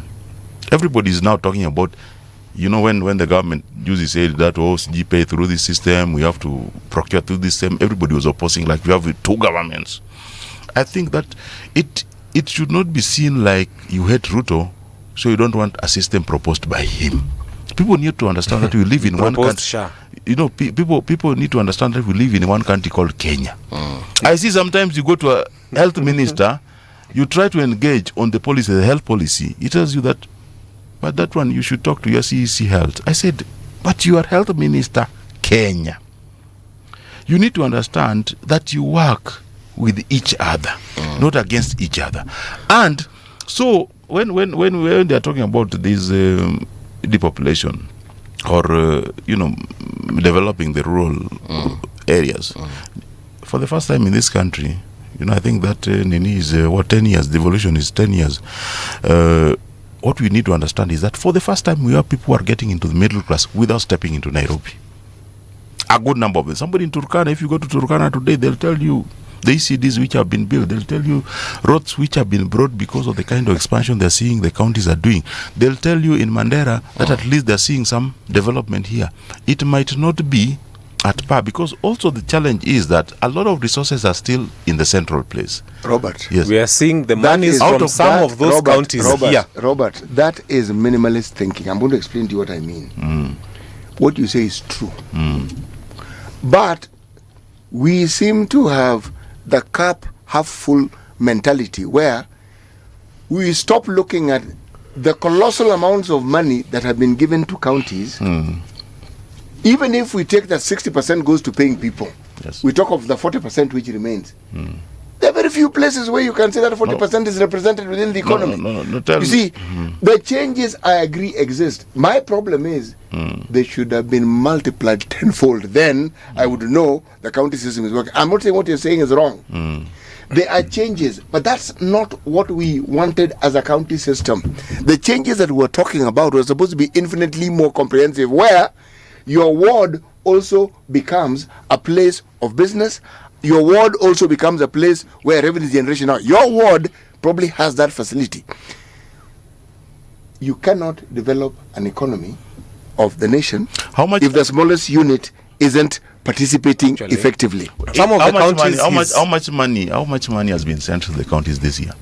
No, how much money has been sent to the counties from the beginning? No. Let's just talk. Let's go here. I am not talking about the current. I'm talking about It's not about the current. I'm just trying to answer you the history with the current. How much money has been sent to the counties? I think the first question that we need to be asked. Just answer my question. I'm answering you. Yes. I think the first July is when the county governments, many county governments received. How much money? You're asking for the total amount of money. I'm interested in Fanya Mambo's answer. It's very simple. Wait. Let's answer my question, because they're going to evade the question. No, I'm going to answer him the with question. Their theory. He's getting to the answer. I'm assuming you are getting to answer him. Yeah. Counties are very quick to tell us how much money has been sent and how much has not been sent. In fact, that's what no county wants to tell you how much money they've collected. I'm not counties. Tuambie nyinyi mumeokota ngapi? Because the only time Nairobi County inakuanga na shida. I'm trying. City and Robert. For our purposes, he's not answering the question. For our purposes, you represent the county. Now, since you're representing every county in this country. I'm the Council of Governors. Okay. Robert, since you know Muga. the amount, tell us. City Muga, calm down. Listen. I want to tell the figure, because the figure is very important. How much is it? What is the national budget? The budget is it 4.2 trillion. 4.2 trillion. How much was sent this year to the government? Tell me, because I don't know. 435 billion. What is the percentage of 435 billion over 4? 10%. About 10%. Yeah? It's about 10%. 10%. So 10%. Go to the counties. And I wish that we did research.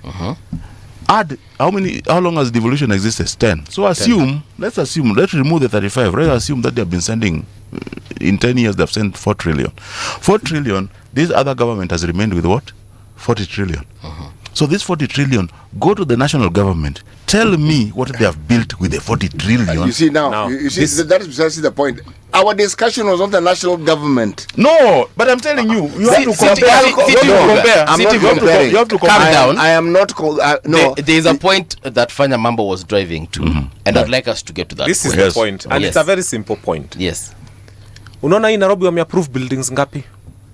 They never want to tell us how much they earn from approving a building, or how much they collect from parking or anything. The only thing they want to tell us is that they exist to take money from the national government. I think a sensible county should start by telling us, this is how much we collect from bus, this is how much we collect, this is what we are doing with our money, and then the one that is coming from national government, this is what it's doing. We have people who are very comfortable with collecting a lot of money, and we know of county officials. You remember there was a time, not under this government, where there was one accountant, where there was one accountant who was earning 85,000, but alipatwa na a few billions in the account. What we are trying to say is, before you tell us how much money you have not received from the national government, at least tuambieni pesa yetu ya parking inaenda wapi. By the time you wake up and approve a building in Kileleshwa, and then you say there is no sewer system, it means the person who was approving that building is not using common sense. You can't come and approve a building that is 15, 16 floors, and then at the same time come and tell us there's a sewer problem, and then you expect money from the national government to come and fix the sewer problem that you created by approving that building. You county people have failed. Let us agree. You have been collecting money from us, and you don't want to tell us where that money is going. You don't want to account for anything. You just want us to have a conversation about money coming from the national government. Hii yenyu tuambieni ni ngapi, inatoka wapi, inaenda wapi, inatumiwa lini, inafanya nini. It's the only conversation that governors don't want. By the way, you know where Fanya Mambo is where he'll lose. because this is the sector and the people who have suffered the most is Zone 4. Zone 4 is Kilimani, Kileleshwa, Westlands. And one of the contributors of this negative effect of approval, key contributors, immediately got into power is Wamunyoro. And he was just staying 1.5 kilometers away from here. Yeah. Apo nini Kirichwa. He had some office there. And all these Chinese, you know, some of the things. So Wamunyoro was approving buildings.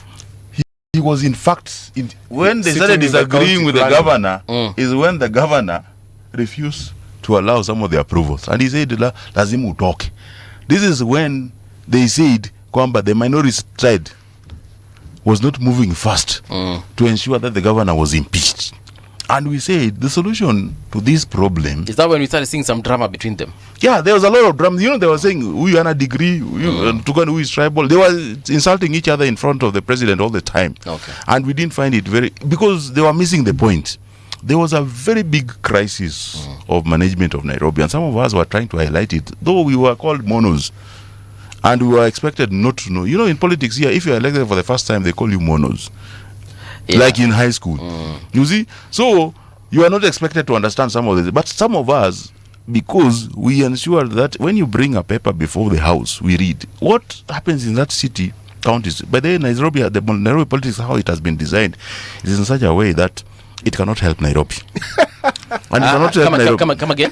The politics, especially, you know, the political side, Nairobi has two sides. The counties, all of them have two sides. The executive and the assembly side. So assembly side should be doing the oversight, the representation, the making of the budget, and the legislation side of it. You see? But because of the first Nairobi, the executive is wrong. Because we have the national executive, which does not know what happens in the Nairobi county, the capital city. The first time when Nairobi had some impactful development, the general who was acting as the governor then was sitting in the cabinet. And I believe that the Nairobi governor must sit in the cabinet.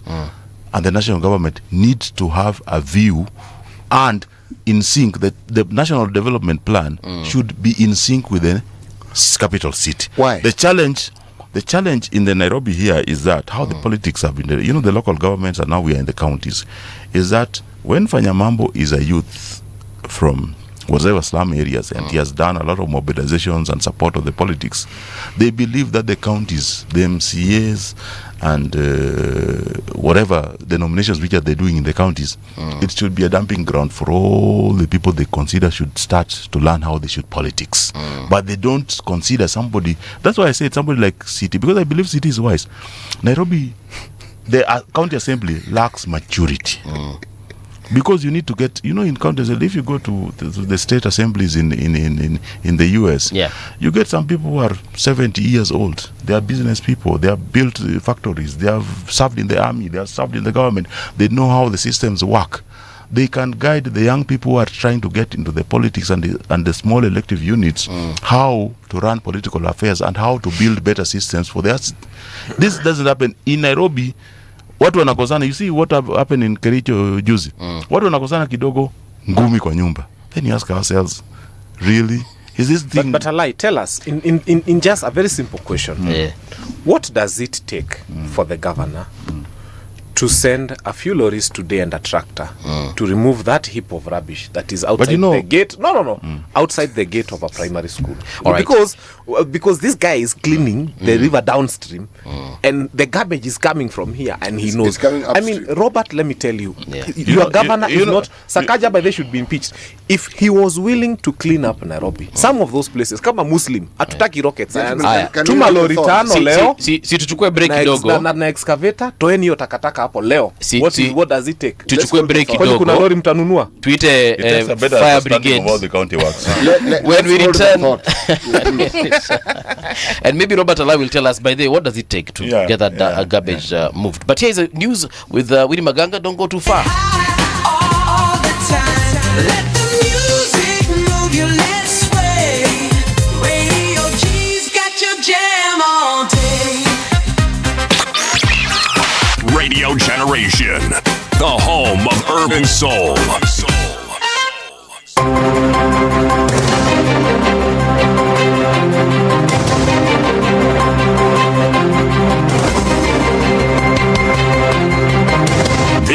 Radio Generation News. Good morning, I'm Winnie Maganga. Police officers based at Baharini Police Station in Eldoret have intercepted a lorry along the Eldoret-Malaba Highway on suspicion of transporting narcotic drugs. Upon inspection, they discovered 6 sacks of plant material suspected to be cannabis sativa worth 9 million Kenya shillings concealed beneath cartons of assorted goods. Both the vehicles and evidence were secured at Baharini Police Station. The matter remains under investigation and the suspect is in custody awaiting further processing. Na wakati wa research walipata gunia 6 sambangi ambayo ina weigh 190 kgs na iko na street value ya 9.5 million. So niseme ya kwamba within a month, hii ni second consignment ambayo tumepata, but wamechange tactic. Kwa sababu the first one, hii lori mnaona hapo next, walikuwa wanabeba kama mzigo, wakileta pande. But this particular one, sasa ni gari ya parcel. Na wanaweka huko mbele mwisho, alafu wana spray na marash. Then wanaweka vitu ingine ya parcel huko katikati. Some Nairobi members of County Assembly have threatened to impeach Governor Johnson Sakaja of unspecified grievances. The MCAs met in an informal assembly convened by their speaker early Tuesday morning at City Hall, where the issue of planned impeachment was discussed. The legislators are yet to draft the impeachment motion or collect necessary signatures, with plans to discuss the process further during a retreat scheduled for next week. South B MCA Wedera Chege said that MCAs will proceed for a retreat next week to harness the motion that seeks to remove Governor Sakaja. And all members are coordinated, and we believe that by next week we'll be having a retreat on the same. Today what we had here was about 96 and over members who attended Kamukunji. Remember, this assembly has 122 members. So therefore, we are over and above the numbers that are needed to impeach both the governor and the deputy. The collection of the signatures will go on as long as it is the speaker who has called the retreat. Members are free now to collect the signatures there. It is not the work of the speaker to collect the signatures, but the motion can be initiated by a member of this assembly. We are ready like yesterday. This resolution, we made it 3 or 4 weeks ago. We would be very far. Even if it means calling for a special sitting to deal with this specific agenda, we are ready to, and we are asking the speaker to call for that special sitting so that we can deal with that agenda. The Council of Governors has challenged the Ministry of Health's plan to absorb universal health coverage staff into county payrolls. COG cites unresolved issues around timing, verification and gratuity payments. Governor Muthomi Njuki, chair of the Health Committee at COG, on Tuesday said the ministry's position contradicts previously agreed terms between national and county governments, potentially undermining the smooth transition of health workers. It was agreed that the Ministry of Health would allocate adequate resources as per the approved SRC salaries scale before the transfer of the payroll to the county governments. Since the contracts are still valid, the decision to transfer the staff at this time is premature and untimely. The UHC staff currently are engaged on contractual terms and are entitled to gratuity. The Ministry of Health should therefore settle all the gratuity payments before the transition to county governments.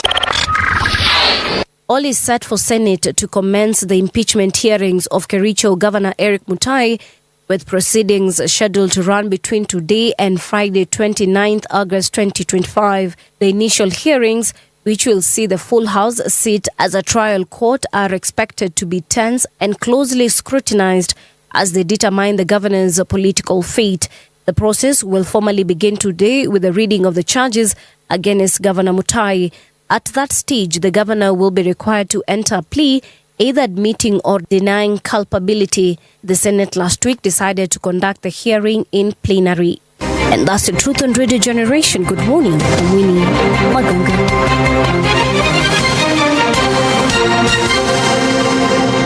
The views and opinions expressed on this program are those of the guests and do not necessarily reflect the views of Radio Generation. Radio Generation assumes no responsibility or liability for the interviewee's views. This is Radio Generation. In the beginning, there was morning radio. But now there is Radio Generation's The People's Breakfast. Curious and bold, getting facts from the shadows. That's what it is. Now, as the city wakes and secrets stir, a bright new voice shines. The People's Breakfast.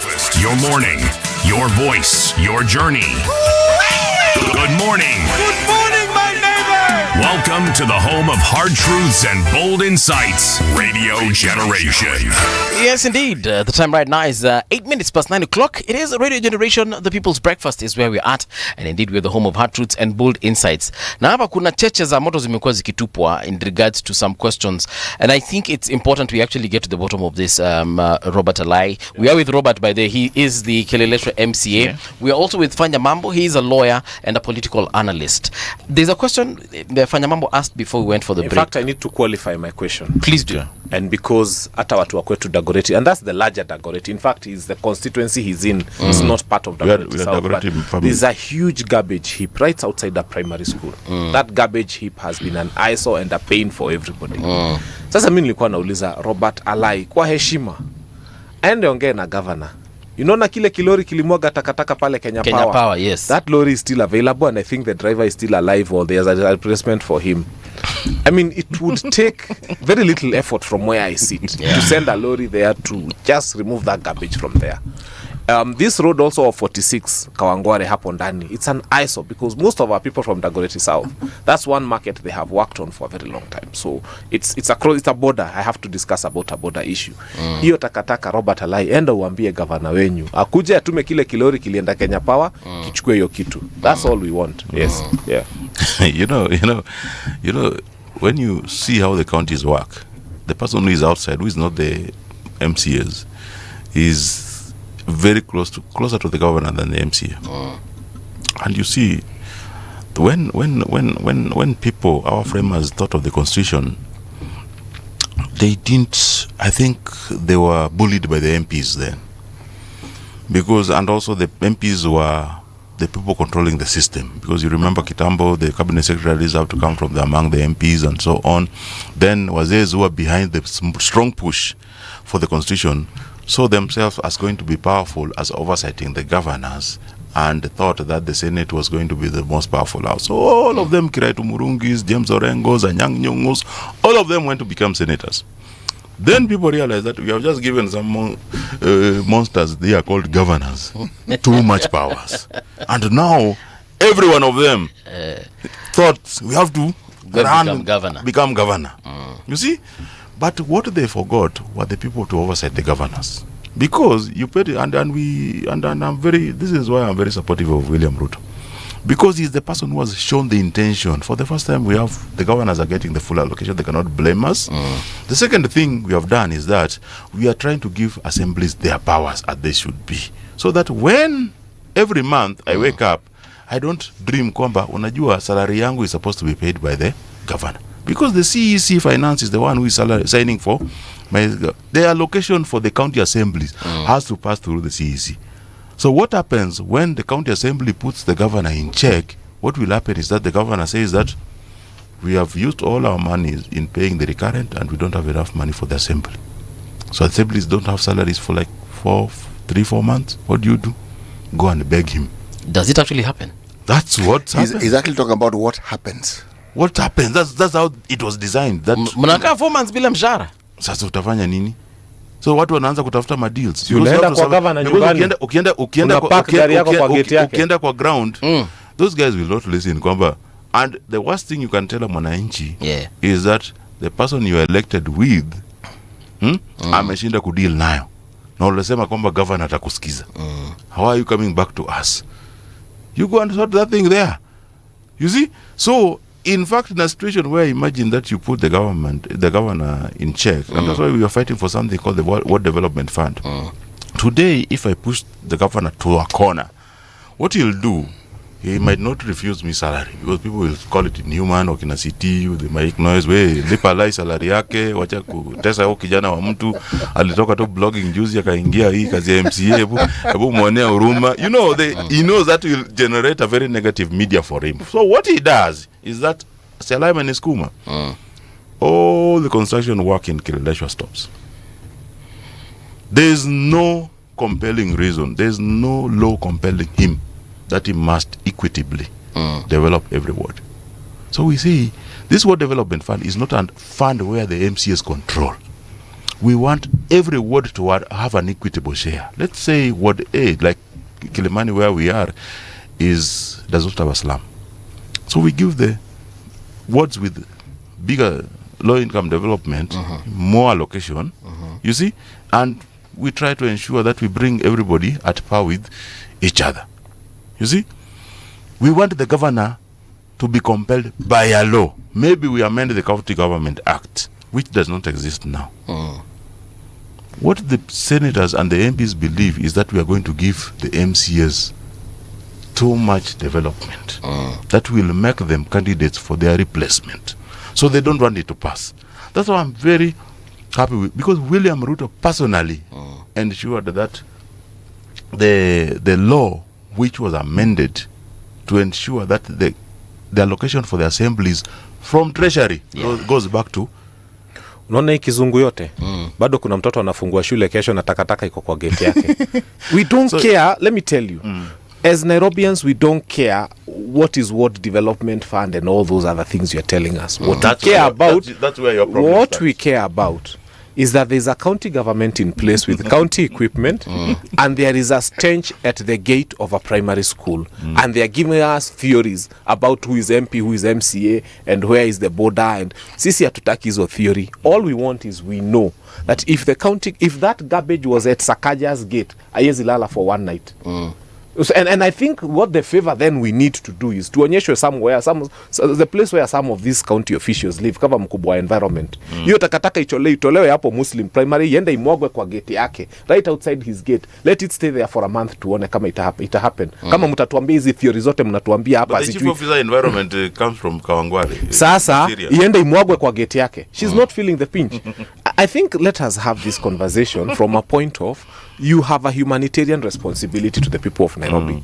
And one of them, and this is serious, let me tell you, that is just cholera loading there. If you see that... CT, the reason why that garbage has not moved, one of the reasons also is because of people like Fanya Mambo. Because today... Yeah. How? Because today, if you go to there, you know the war of garbages in this city. It's a very serious... What is this war of garbage? Why don't you explain it to us so that we understand it? You know, the garbage economy. Meaning it's a business and people keep fighting for that business. It's controlled by gangs. Today, if the MP of Dagoretti North, the most senior politician in the constituency, decided that Mimi na MCAs wangu, we are going to work to ensure that this garbage is removed here. The kind of vicious gang wars which will erupt. Really? Yeah, so watoto wasafe. No, because the leaders are fair. These boys did not... Let me just understand this. What will the gang wars be about? What is the fight? These young boys don't have employment. So what they do is that they collect garbage from every household. Yes. You see? And they are paid. And they are paid. Okay. You see? So they bring it there. When you remove... They bring it there. That place they call it a central collection. All right. Why do they bring it there? Because they don't have anywhere. They but it's on Dandora. Dandora blocked a road. Dandora, if they take it, they have a new kind of gang there. Okay. So the gang in Dandora will charge them for bringing garbage. I see. So essentially you're saying in these areas, these gangs create their own dump sites. Yes. And that is a dump site. That's a dump site for them. And they say this is our land because they were born there. And the gangs are more important than the children. They are more powerful. That's why Fanya Mambo, when you become so real, you don't get elected. That's why you can get 1,300 votes. The politicians who know this. Of course, I don't want foolish votes. I want the right votes. I mean, if you are voting to keep a gang, that was one word. Yeah, of course, the winner had 5,000 votes. It's nothing. Let me tell you, if you are planning to give me votes so that I can keep a gang that protects garbage and children are going through and musini votie, I want to make it very clear. If you are holding your vote and you are planning to vote for Fanya Mambo so that he can retain a gang that keeps children's health at risk, don't vote for me. Si lazima nichaguliwe mimi. I have always made that clear. In fact, when sikuchaguliwa sikukufa, even my profile went higher. And mukininyima 2027, I'm offering myself for the right leadership. By the mukininyima 2027, 2028, my profile will be even higher. So for me, I don't care about being voted to do the wrong thing. If you are planning to queue to vote for me to do the wrong thing, so you believe that if your vote, I have to get there to do the right thing. I am always very, very straightforward. So if you are voted in, you will be very unpopular. There's something and you don't want to be there's something Robert Alai said. If you vote me and I come and I clean a road that helps 2,000 school children. Yes. And I had 300 criminals who are putting that place and turning it to a gang. It's okay. It's fine. I don't want 300 criminals. Actually, by the way, they don't even vote. There's something. It is the parents of these children who vote. There's something Rigiji said shortly after he was ejected from power, and it came out clearly that he says that venye walikuwa wana campaign up until the point where he got into the deputy president position, that things for him were a bit different, and things got weirdly different when he actually got into power. Then Robert Alai told us here the last time he was at Radio Generation, he said that it is easier to make noise when you're outside until you get inside. Yes. That's when you realize vitu ni different kwa ground. So this is my question to you, Fanya Mambo. Yes. Do you believe that perhaps that is one of the problems we have with all our leaders? Because when they're out here, they're championing for us, then they're saying the right things. But when they get in there, sometimes, for lack of a better word, they even become sycophants. So I don't know. What? I mean, let us say one thing. Have you ever realized that there's something called the common good? Something that the whole society wants. And then there's something that is wanted by a few selfish, useless people in society. And most of the time, leaders fall for what these a few selfish people. When you hear City Hall speaking of cartels, and they're thoroughly afraid of them, when you count those cartels, hata labda hazifika 100, there comes a time when people have to make a very serious decision and say, I will do something that works best for the majority of Kenyans. And it is possible. The problem is when we get there, we start being afraid of the wrong people. And when you look at those cartels, hata wakiambiwa wapige kura, there are 100 of them. They might have power to influence a few voters here and there. But let me tell you, when you do the right thing, Kenyans stand with you. When you do the correct thing, Kenyans will be with you. So for me, I am not looking to become popular to the wrong people. What I don't want is to become like William Ruto, unpopular to the right people. Because he's now unpopular to the masses, to the majority. Then he's popular to Robert Alai and Raila Odinga and a few other people who are few. I don't want to be like William Ruto. You are popular to the set of few who are wrong. I want to be popular to the majority of people who are right and who mean well for this country. The wrongness, the level of mistakes we have as people who consider, who you say that you are popular to, Ruto is we are popular to him, is the fact that you only tested at the ballot. And the ballot is still coming. And I'm very sure that even Fanya Mambo will not vote for Amnyoro. I'm very sure about that. So I'll vote for who? And it can't be Ruto. Let me tell you, you'll vote for Ruto. How? You'll vote for Ruto. Where? You and I'd rather die. I know this guy because I know he means well and he knows a good thing. Ruto is one of the best politicians, and Fanya Mambo would vote for him. Politicians, because I've seen. I was regretting. Let's talk about Ruto for a second. Listen, I was regretting not coming to the assembly with this person because I've seen the kind of people we're interacting with sometimes there, and I'm saying that. And the ones they voted in my place. Yes, and he's making another mistake. You know, the psychology of the Kenyan voter is that atakuuliza kwamba wewe ulishindwa kupata MCA, utapataje MP? Can I answer that question just before I go there? Yes. Let me answer that question. You know, in this country, PLO Lumumba offered himself for leadership. They refused. PLO Lumumba is not the smartest leader. He's one of the worst leaders you can ever. You tell me another he one. failed. Okay. Jim Nambaru failed at the another bad one. Peter Kenneth failed at the bad one. Another bad one. Okay. Okay. And there are very many other brilliant people I can tell you. Brilliant in what? In talking. Wait. How and even of late, Polycarp Igathe, he offered himself as that's my governor, yes. But now but you refuse, yeah. But that never became. The converse of it is that Kawanjiko was voted, Sudi was voted, and a few others of that caliber were voted for.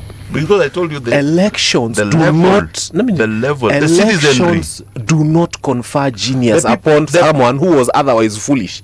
And they don't make someone who was foolish otherwise genius.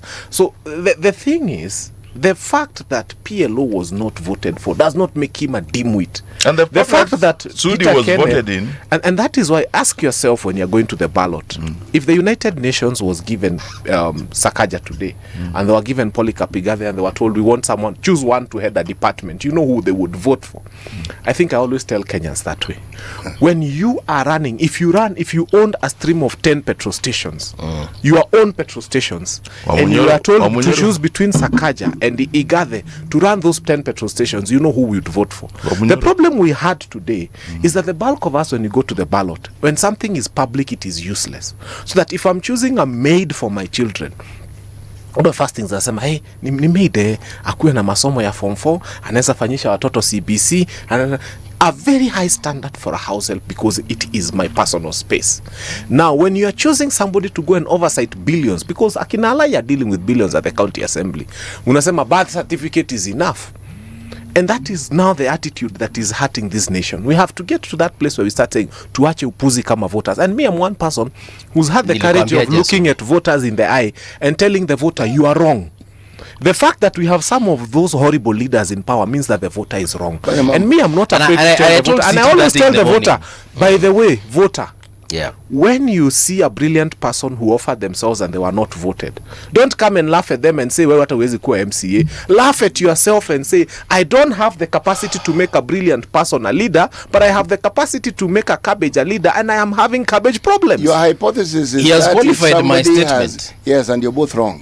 And I'm going to explain to you why you're both wrong. You are assuming just because somebody has a university education and has had experience in the corporate sector that they'd make a good political leader. The worst ones. It doesn't work like that. They're looking for managers now. That's what Uhuru tried. And how did that work? Mbadi did excellent. Mbadi did excellent what? He asked him, not the minister. Buddy, the governor who never was a governor. You don't know the kind of mess Buddy left in the county. Received all the money, but left a pending bill of 100 billion plus. Money was cutted. You know, if we start discussing even the recent impeachment. Which governor is this you're talking of? The General Body. General Body. Oh, General Body. Not the Minister for Finance. You know, this idea that somebody who has a good corporate record will make a wonderful political manager and you give him the job of a CS, that is a clear lack of understanding of how the anatomy of government and how government works. You're picking someone right out of the blue to superintend people who have been working in this place all their lives and who know how it works. How the system works. And then you bring this new person and you think it's actually going to work. How it works horribly. So you say we regurgitate these people? No. People who know what they're supposed to do do a far better job than these new people you bring. That is my view. Because they actually know how you need to manage this thing. Government doesn't require too many newfangled ideas, which is in essence are theories which somebody wants to implement and they've never been tried and tested anywhere else. So what you do is you create confusion. And the people who work under you will follow your lead even when they know you're wrong. Because you're the boss. Believe me, the people and the people who work there, who probably felt it was time that they were promoted, they'll be disgruntled. And they watch this person being brought in. And because they hate Sakaja now, Fanya Mambo and his people think that Kakuya and Babu Owino are the next best thing after Sakaja. Do you know what you're dealing with? I want us to talk about Ruto for a second. I wanted actually to start from there earlier on.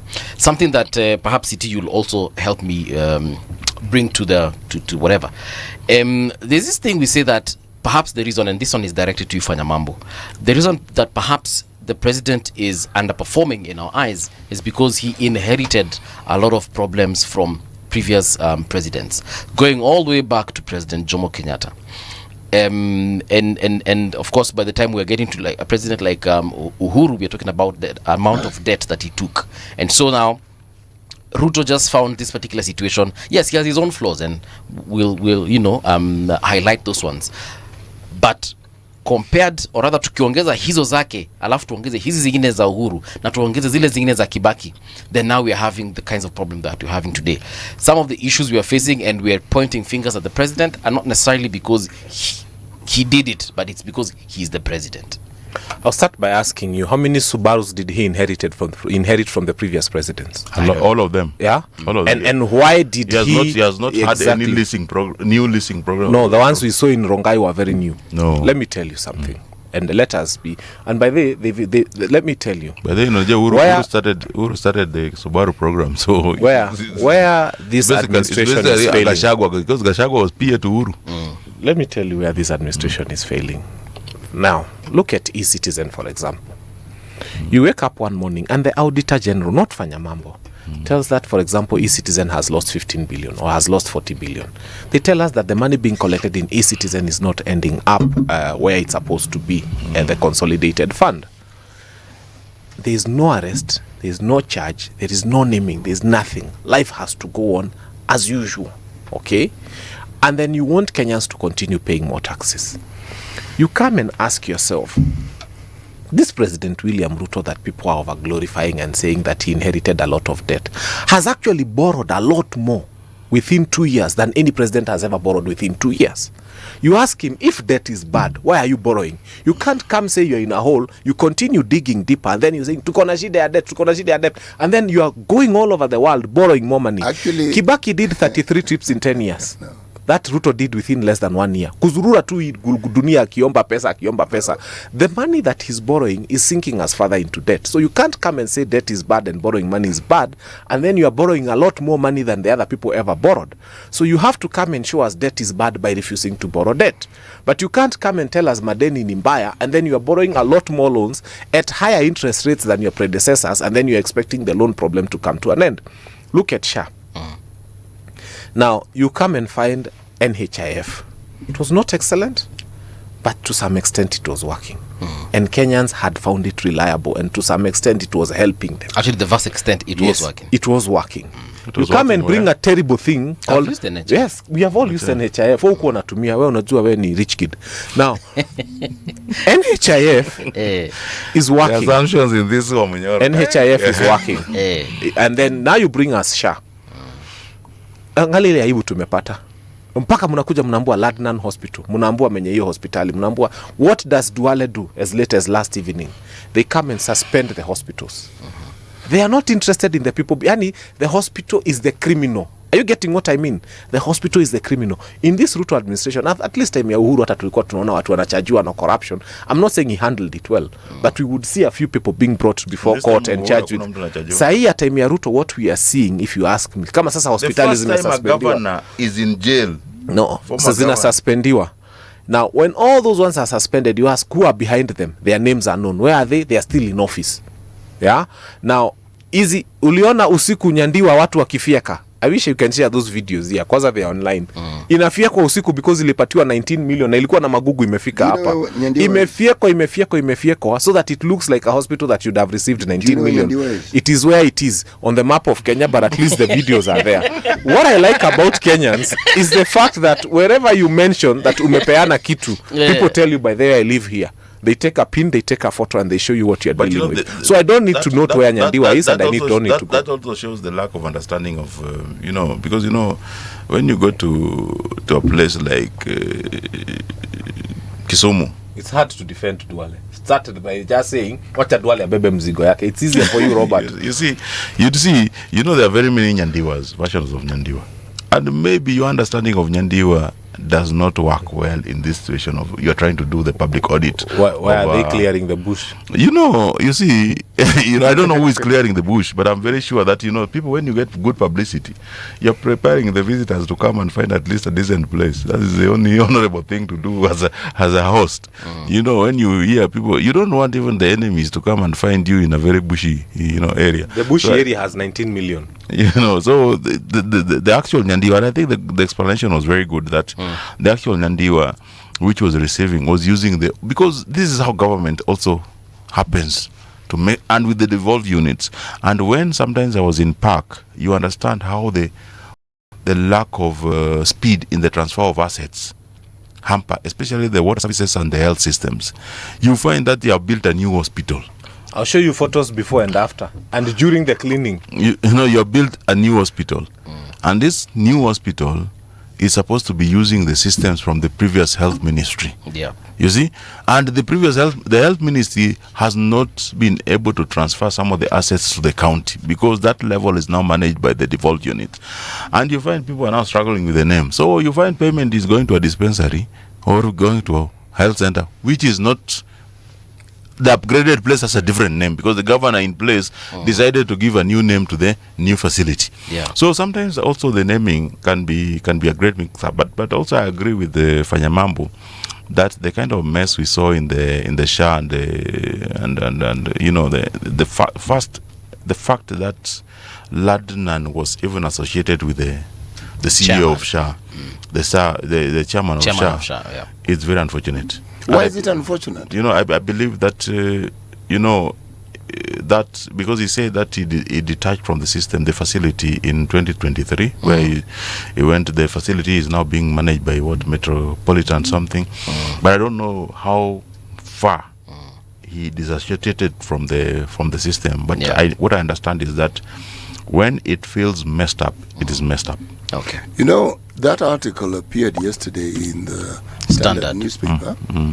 The headline, unfortunately, there was a bit of a disconnect between the headline and the story, because the story wasn't talking about payments made to other hospitals in general. They mentioned a few, even gave a list. The story was about that one particular hospital. So essentially, in my mind, you are talking about what you call a conflict of interest. Okay? But that was not what the headline was. No. I've not read the Standard. What CT is saying is that there was nothing fraudulent about it, because they should have compared it with other hospitals. No, I'll tell you why it was fraudulent. It was fraudulent because you remember a hospital that is defunct, but you don't remember Mbagathi District Hospital. Kenyatta National Hospital is still crying for funds. Pumwani. Mimi nilizaliwa Pumwani, so I have a sentimental value for Pumwani. Pumwani bado haijapata pesa zake, na huyu hapa ni MC, hata wanafaa kuwa napigania Pumwani pate pesa zake. So why is it convenient to give money to Ladnan and not Pumwani? Why have they not gotten their money? This discussion, when county governments first came into being, I had a lot of discussions of a similar nature among people. Oh, this county just keeps getting money, this one doesn't. I spoke to one Dr. Mutua, who was then governor of Machakos, because he had been government spokesman. He and I happened to be parents in the same school. So I asked him. He told me the problem with many of my colleagues, they do not understand the procedures of even filing their returns and ensuring that they actually get the money they need.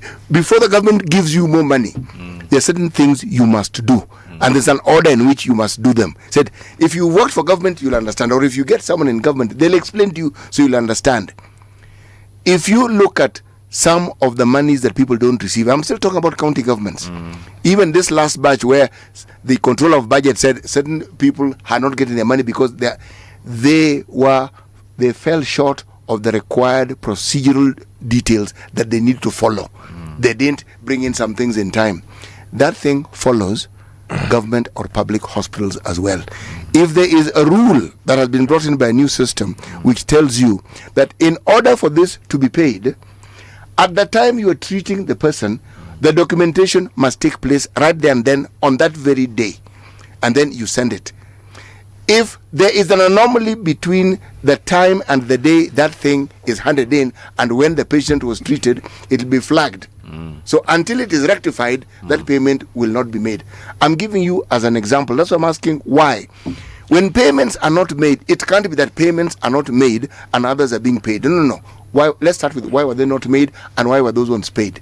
And it can't be that they were paid because they know someone. That may be a reason. But what about the others who were paid? How were they paid?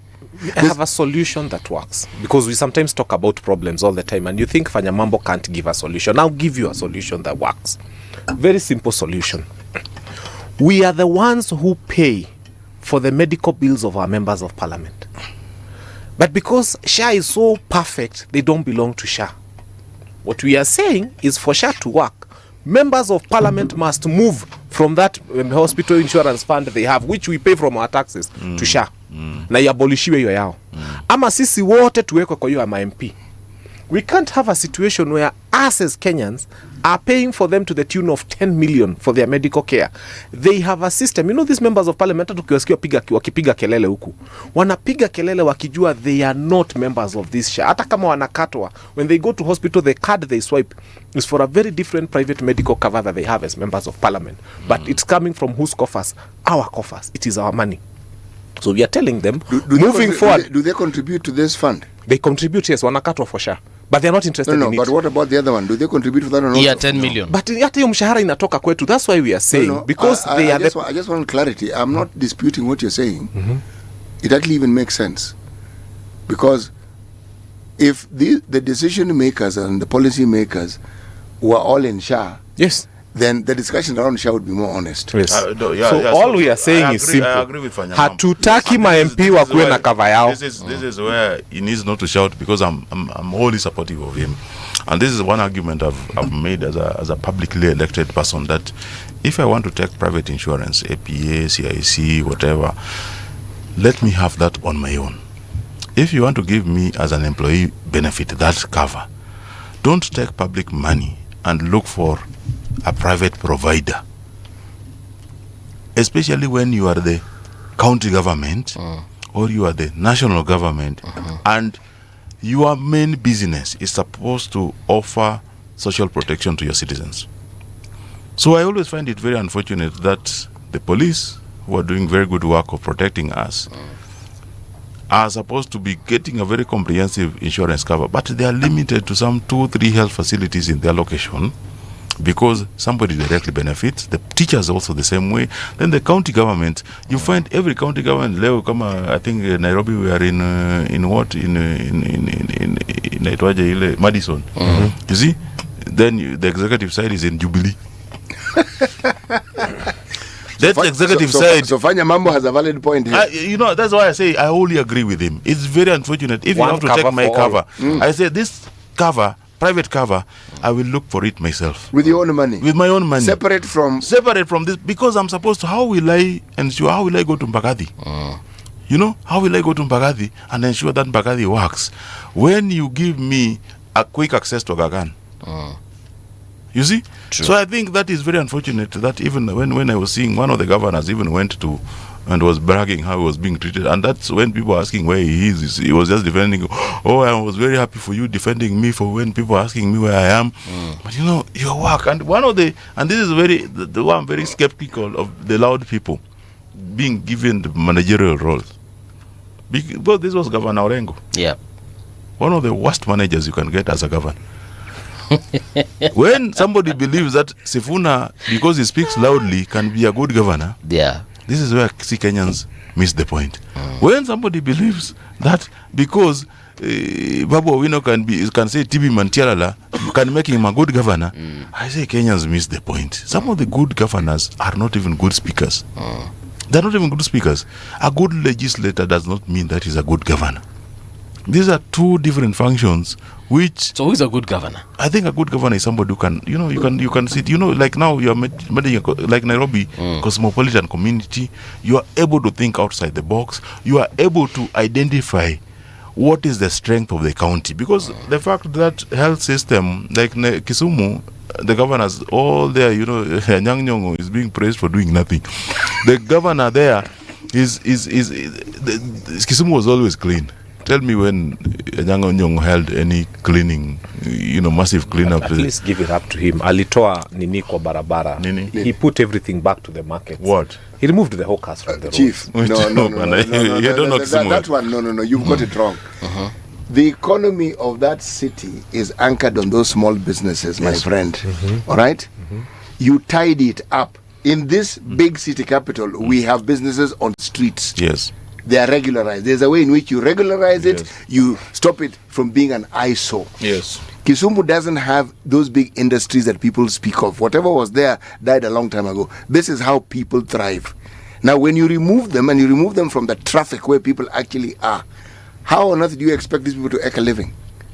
And you're cleaning the city. You actually kill the city instead of making it thrive. Yeah. So, Ajang Nyong'o is believed to be one of the people who is so much against the poor people. The governors in this country. So what I'm trying to say is that sometimes you get a good governor, but trying to get good unique, like Kisumu would be a very good medical tourism area. Because we have faced a lot of health challenges, we faced the HIV, AIDS crisis, malaria, because of the location of the place, and it's lowlands, a lot of lowlands in that areas, the swampy areas, malaria. Then our people adopted Boda very fast, so you have a pneumonia problem because of the riding without cholera. And cholera. You see, some of these areas, tropical diseases, we find them very prevalent in areas where places like Kisumu with a kind of weather where the disease thrives easily. So the same thing cannot be said of Murang'a. So Murang'a has to look for a strong point. What is the strong point of Murang'a? It's a good agricultural area. How do you ensure that the kind of produce in Murang'a, can be made accessible to the people in Kisumu? If it's too much for the people in Kisumu, how do you take it out of the country? Because you find that, and now we have to also tell people how to live, because I think we have to address some of the basic problems, even how we live. When you fly over with a chopper, in Kisumu, in Nyanza, and in Rift Valley, you see how people are living, and it's the biggest threat to food security in this country. When you cross the border to Tanzania, you see people are living in community areas, and the big chunk of agricultural land are left for agriculture. That's why you now find ngwashe kutoka Tanzania. We find peanuts. We find onions from Tanzania. You have peanuts from Tanzania. Even peanuts, unajua ilikuwa kitu yenye some people don't grow. Now you find it being brought in big trailers from Tanzania and being sold in Kenya. Mpaka unajiuliza kwanza, we were better farmers than Tanzanians. We were even better dairy farmers than Tanzanians. And suddenly Tanzania is doing better. I can support you on that, because my last 2 years of my law degree were in Tanzania.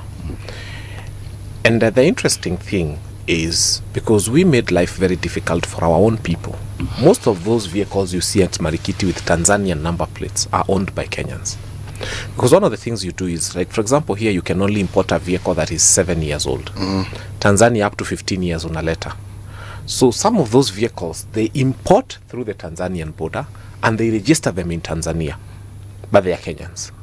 Very many Kenyans I know have leased land in Tanzania, but I like and I must hail them for their land use and land tenure. Because the land law in Tanzania is very different from our land law. In fact, after I did land law in Tanzania, I had to come and read my land law here in Kenya.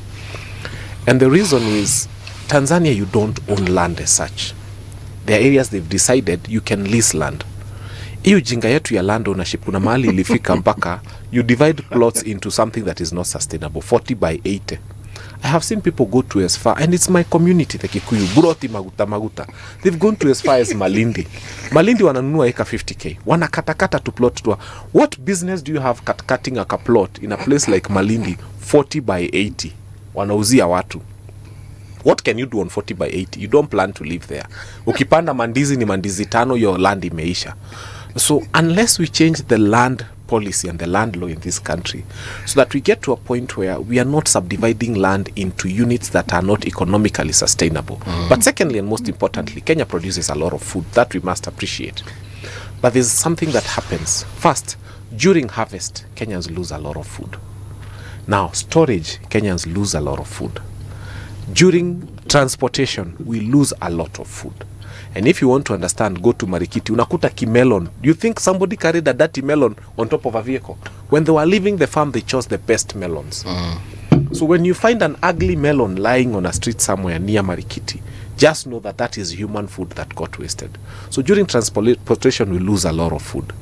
And then also, because of our eating habits, even at the table, we lose a lot of food. So Kenya loses food continuously on a chain, a very long chain, from production, actually post-loss, actually we usually call them post-harvest losses. We lose a lot of food during that time.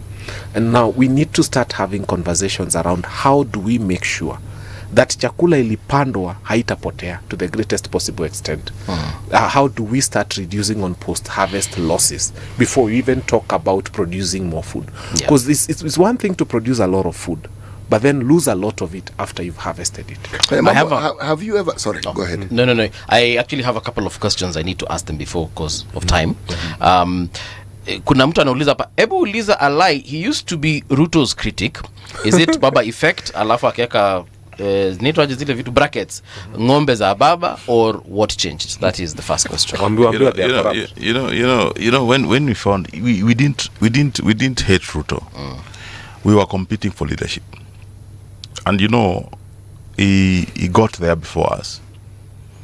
But we almost lost a nation because of Wamunyoro. And we almost lost a nation.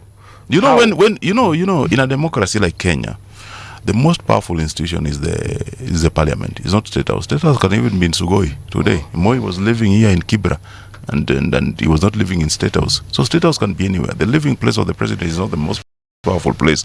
So when that breach happened in parliament, I believe that Kenyans did realize that we can lose this country so easily, because when you push a president too far and you don't have an immediate solution or an immediate replacement to him, and you say that you want the president out, a good half, this president won the country in a situation where the opposition leader also had half of the country. This opposition leader was not part of the support of the removal of the president. So it means the president can team up with the opposition leader and still stay in power. Alai, but I don't understand what you're saying.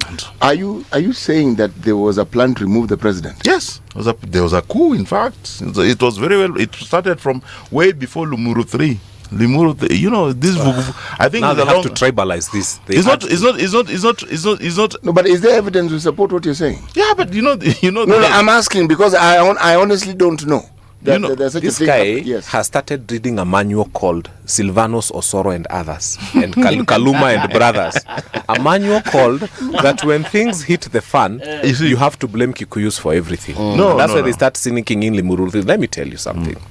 That narrative is not going to work, because what they are trying to say do you want me to explain my point then? Yes. Okay. You see, so lakini hiyo manual ya Silvanus Osoro usisome tena. Kaluma. I don't know if you're going to be very patient enough to listen to my point, because I think it helps you to also understand Wamunyoro, because Wamunyoro was very crafty and a very good schemer, that when he didn't get things his way, though he plotted a coup, which was going to be people driven, and when you are part of the presidency, there is a kind of behavior which is not expected of you, because the presidency is not about the personality of William Ruto alone. A president is a unifying factor in this country. It's supposed to be a unifying factor. It is. The president, there's no day you'll say that you have a president, but he's not your president. Even today, I was very happy to listen to Wamunyoro yesterday on TV, and he said that my president, and his supporters did not see that point. That this guy still insists, despite all his weaknesses. One thing you have to give to Wamunyoro is the fact that he still recognizes that the president is still his president. You see? So when the presidency, when parliament was breached, I believe that the whole regime needed to realize that something was wrong in this country. And when they came to realize that this was something which, because it was not organic, and organic, we have seen organic movements in this country. It is not so well funded. It's not. I was in the streets. When we saw the pikipikis starting to arrive, and with I'm a politician in this city. If today I see a group of young guys riding motorbikes and for political function, it just takes one or two calls to know that, hey, vijana wametoka here. But this one, we could not place them. We said that, where this one's from? And in 10-20 minutes, you hear parliament was breached. It means there's a kind of energy which was brought into the protest, which was supposed to be organic, which somebody was influencing. And we saw the deputy president now refusing to leave Mombasa. He was actually not trying to calm the nation. This guy was adding fuel to fire. And he was trying to stir a riot. And this guy who was even leading Nairobi regeneration plan was now running away from all the processes. This guy who was himself saying. Alai, is there evidence to support what you're saying? Listen. This, these things are in the media, all of them. I know they're in the media, but the media doesn't always state what is necessarily factual. So when in 2023 we were going to the streets and also with Fanya Mambo, you see, as part of Azimio, and Rigiji was waking up 3 a.m. every day and saying that nataka kuhakikisha waende nyumbani, and for the first time gari ya baba ilishutiwa 13 times. This guy was now complaining against the same things he was doing. This guy suddenly became so smart that now, after the best Democrats you've had in this country, we are saying that Wamunyoro is the best thing which has ever happened to this. Wamunyoro is a place that sometimes you need to call Rigiji, because it was very unfortunate to watch the whole thing unfold. Then the person who is going to be the replacement to Ruto was going to be Rigiji, and we said no. With the shareholding mentality, no. With the kind of divisive mentality, no. It is very unfortunate that my best friend, I think that this guy we campaigned with, and I see a lot of, I don't always confess a lot of these things to, especially when you say you see a good potential of a man, that now my friend Fanya Mambo is in the camp of Rigiji and is defending him. When they came to launch their office in my own ward, the headquarters is in my ward, by the way, in Kileleshwa. When they came to launch there, they came with guns and pangas. And,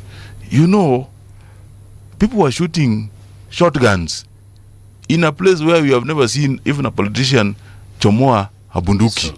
You see, people were walking during the day. The whole police infrastructure in that area has to be disrupted after that because of what happened during that day, because something was seriously wrong.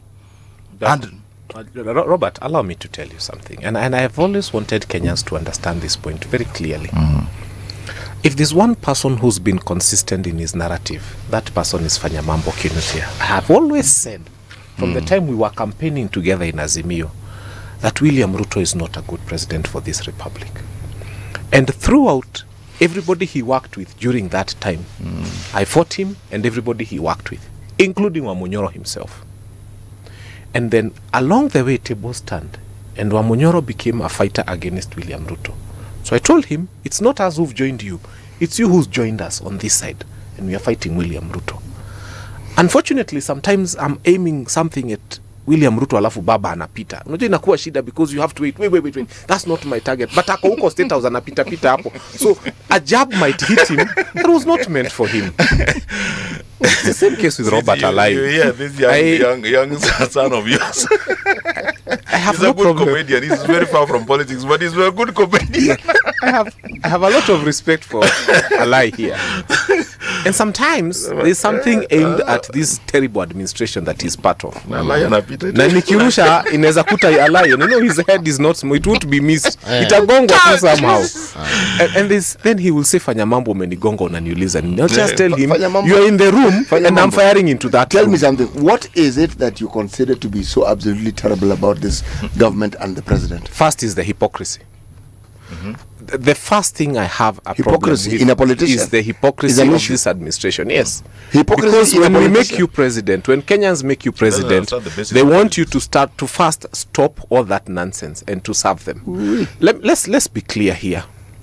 When people are eating money meant for sick people, unajua ni kama kwenyu home kuchangwe pesa ya harambe ya mtu mgonjwa alafu ukule. Something that is intrinsically what we are doing. That kuna WhatsApp group imetengenezwa, somebody yako kwa drip Kenyatta, kumechangwa 2 million na kuna mtu amepotea na hiyo 2 million. That human being should be beaten in public. That is exactly what Kenya Kwanza is doing. Kumechangwa pesa ya watu wagonjwa, wako on drip, wengine wako karibu kukufa na kuna mtu anakula hiyo pesa.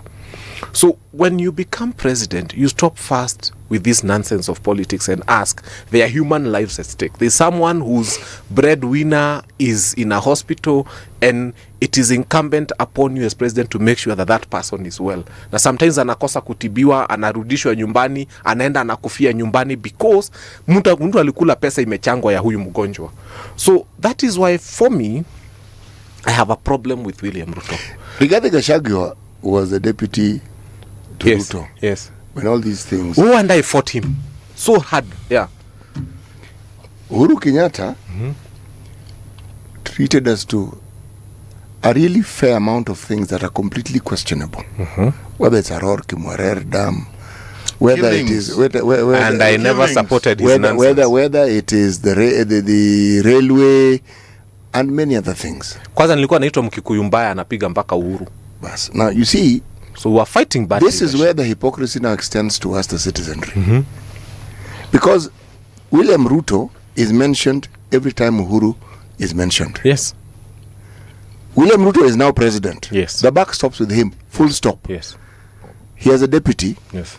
Who at the very beginning seemed to also flex and had muscle. It's giving us beans. But one doesn't see him mentioned as regularly as William Ruto is mentioned when William Ruto was the deputy. The presidency is still the presidency. The point I'm trying to make here. The burden of what happens in an economy should rightfully land at the feet of the president. Rightfully. But if we ourselves are to have an honest conversation, then we must look at all the variables of what was happening at that time and what exists. This government has done some really terrible things. There's no question about it. There are many things they have mismanaged terribly. The problem is, if you're to have just an academic discussion on this, you would argue that almost every presidency you can point fingers and say, this is what they did, this is what they did. The question is this. When we think in terms of what next, because that's what we have, and we all seem to understand this is what we have, what next? Do you think we've changed fundamentally to the point where we will be willing to hold the people we elect to account? Yes. I think first and foremost, I'll tell the people of Kenya, vote me for MP Dagoretic South and then ask me some of these questions. Because I'm willing. All this time I was giving you an opportunity to promote yourself. Anyway, carry on. I've gotten to a point where I've realized that I cannot authoritatively speak for Igiji. I cannot speak for Ruto. I cannot speak. You can speak for a politician today. And then tomorrow morning, like now I can come here and say, oh, Sifuna is this, Sifuna is... Then tomorrow morning, labda nimkute amefanywa minister. Because I hear there's a looming cabinet reshuffle. It's in the air. Nisikia amefanywa minister. Then I would look very stupid. Why? So I want, because I have gotten to a point where I'm saying, I want Kenyans now to judge Fanya Mambo as Fanya Mambo. Give me a position of responsibility, then ask me questions about what I have done with that responsibility. At least I have proven to Kenyans. Ama mnafikiria sina bei, ama mnafikiria saa hizi jajaribu kununuliwa. I've told Kenyans, at least I am consistent. Let me tell you, without their mandate right now, Fanya Mambo, he knows how many people the Kenya Kwanza administration has been buying, including some funny musicians who end up now not being received back at home. When those people are being called, some of us have received those phone calls. And if I was a goon for hire right now, in fact my price iko juu sana. Wanasema kasauti kangu si kabaya na naweza convince so many people. So if without their mandate I haven't sold them, why would I sell them when I have their mandate? Right now, kabei kako. In fact, I think if today I said, sitaki kusema hiyo jina juu watasema wanaweza kata hapo waseme hivyo. But if today I said those things, then I can tell you I'll not be the same person financially. But if without their mandate I'm not selling them. Na sai by the way naweza sema hata sitaki kura, sitaki chochote, nipate tu pesa ya Kenya Kwanza, nizunguke kwa hizi stations zote nikisema Ruto ni mzuri. I can do that. But if I haven't done it and I don't have their mandate, why would I sell them when I have their mandate? It's about morals. Gentlemen, we've come to the end of the show. Imagine it's exactly 10 o'clock. Robert Alai, 20 seconds, last words. No, I think we have to, it's Katiba Day, so we have to celebrate the Constitution. I think that we can, as leaders, just less than 3,000 of us, over 2,000 leaders who are in the public leadership elected. I wish that we could ensure that the Constitution is the cornerstone of everything we are doing. And I wish that some of the things which we are doing, especially on the issue of health, the three things which I believe should never get donor funding, should be funded by the state. Health, security, and education should never ever be funded by the donors. Anybody foreign should never fund those things for us. And I believe that we can do it better by structuring it better, by giving priority to public health, by giving priority to public education and security provided by the public administration, by the state. So when some of the things we are doing in those sectors, ensure that we protect the society. Okay. It should be the success of the Constitution and not anything else. Thank you. Thank you very much, gentlemen. This is where we come to a close. It's Wednesday. Let's meet tomorrow, Thursday, early mapema sana hapa on 6 a.m. or rather on the People's Breakfast at 6 a.m. Thank you so much to everyone who's been chatting, by the way. I can see your messages. Unfortunately, we will not read them today, but keep on keeping on, man. See you tomorrow, same time, bright and early. Kwaheri.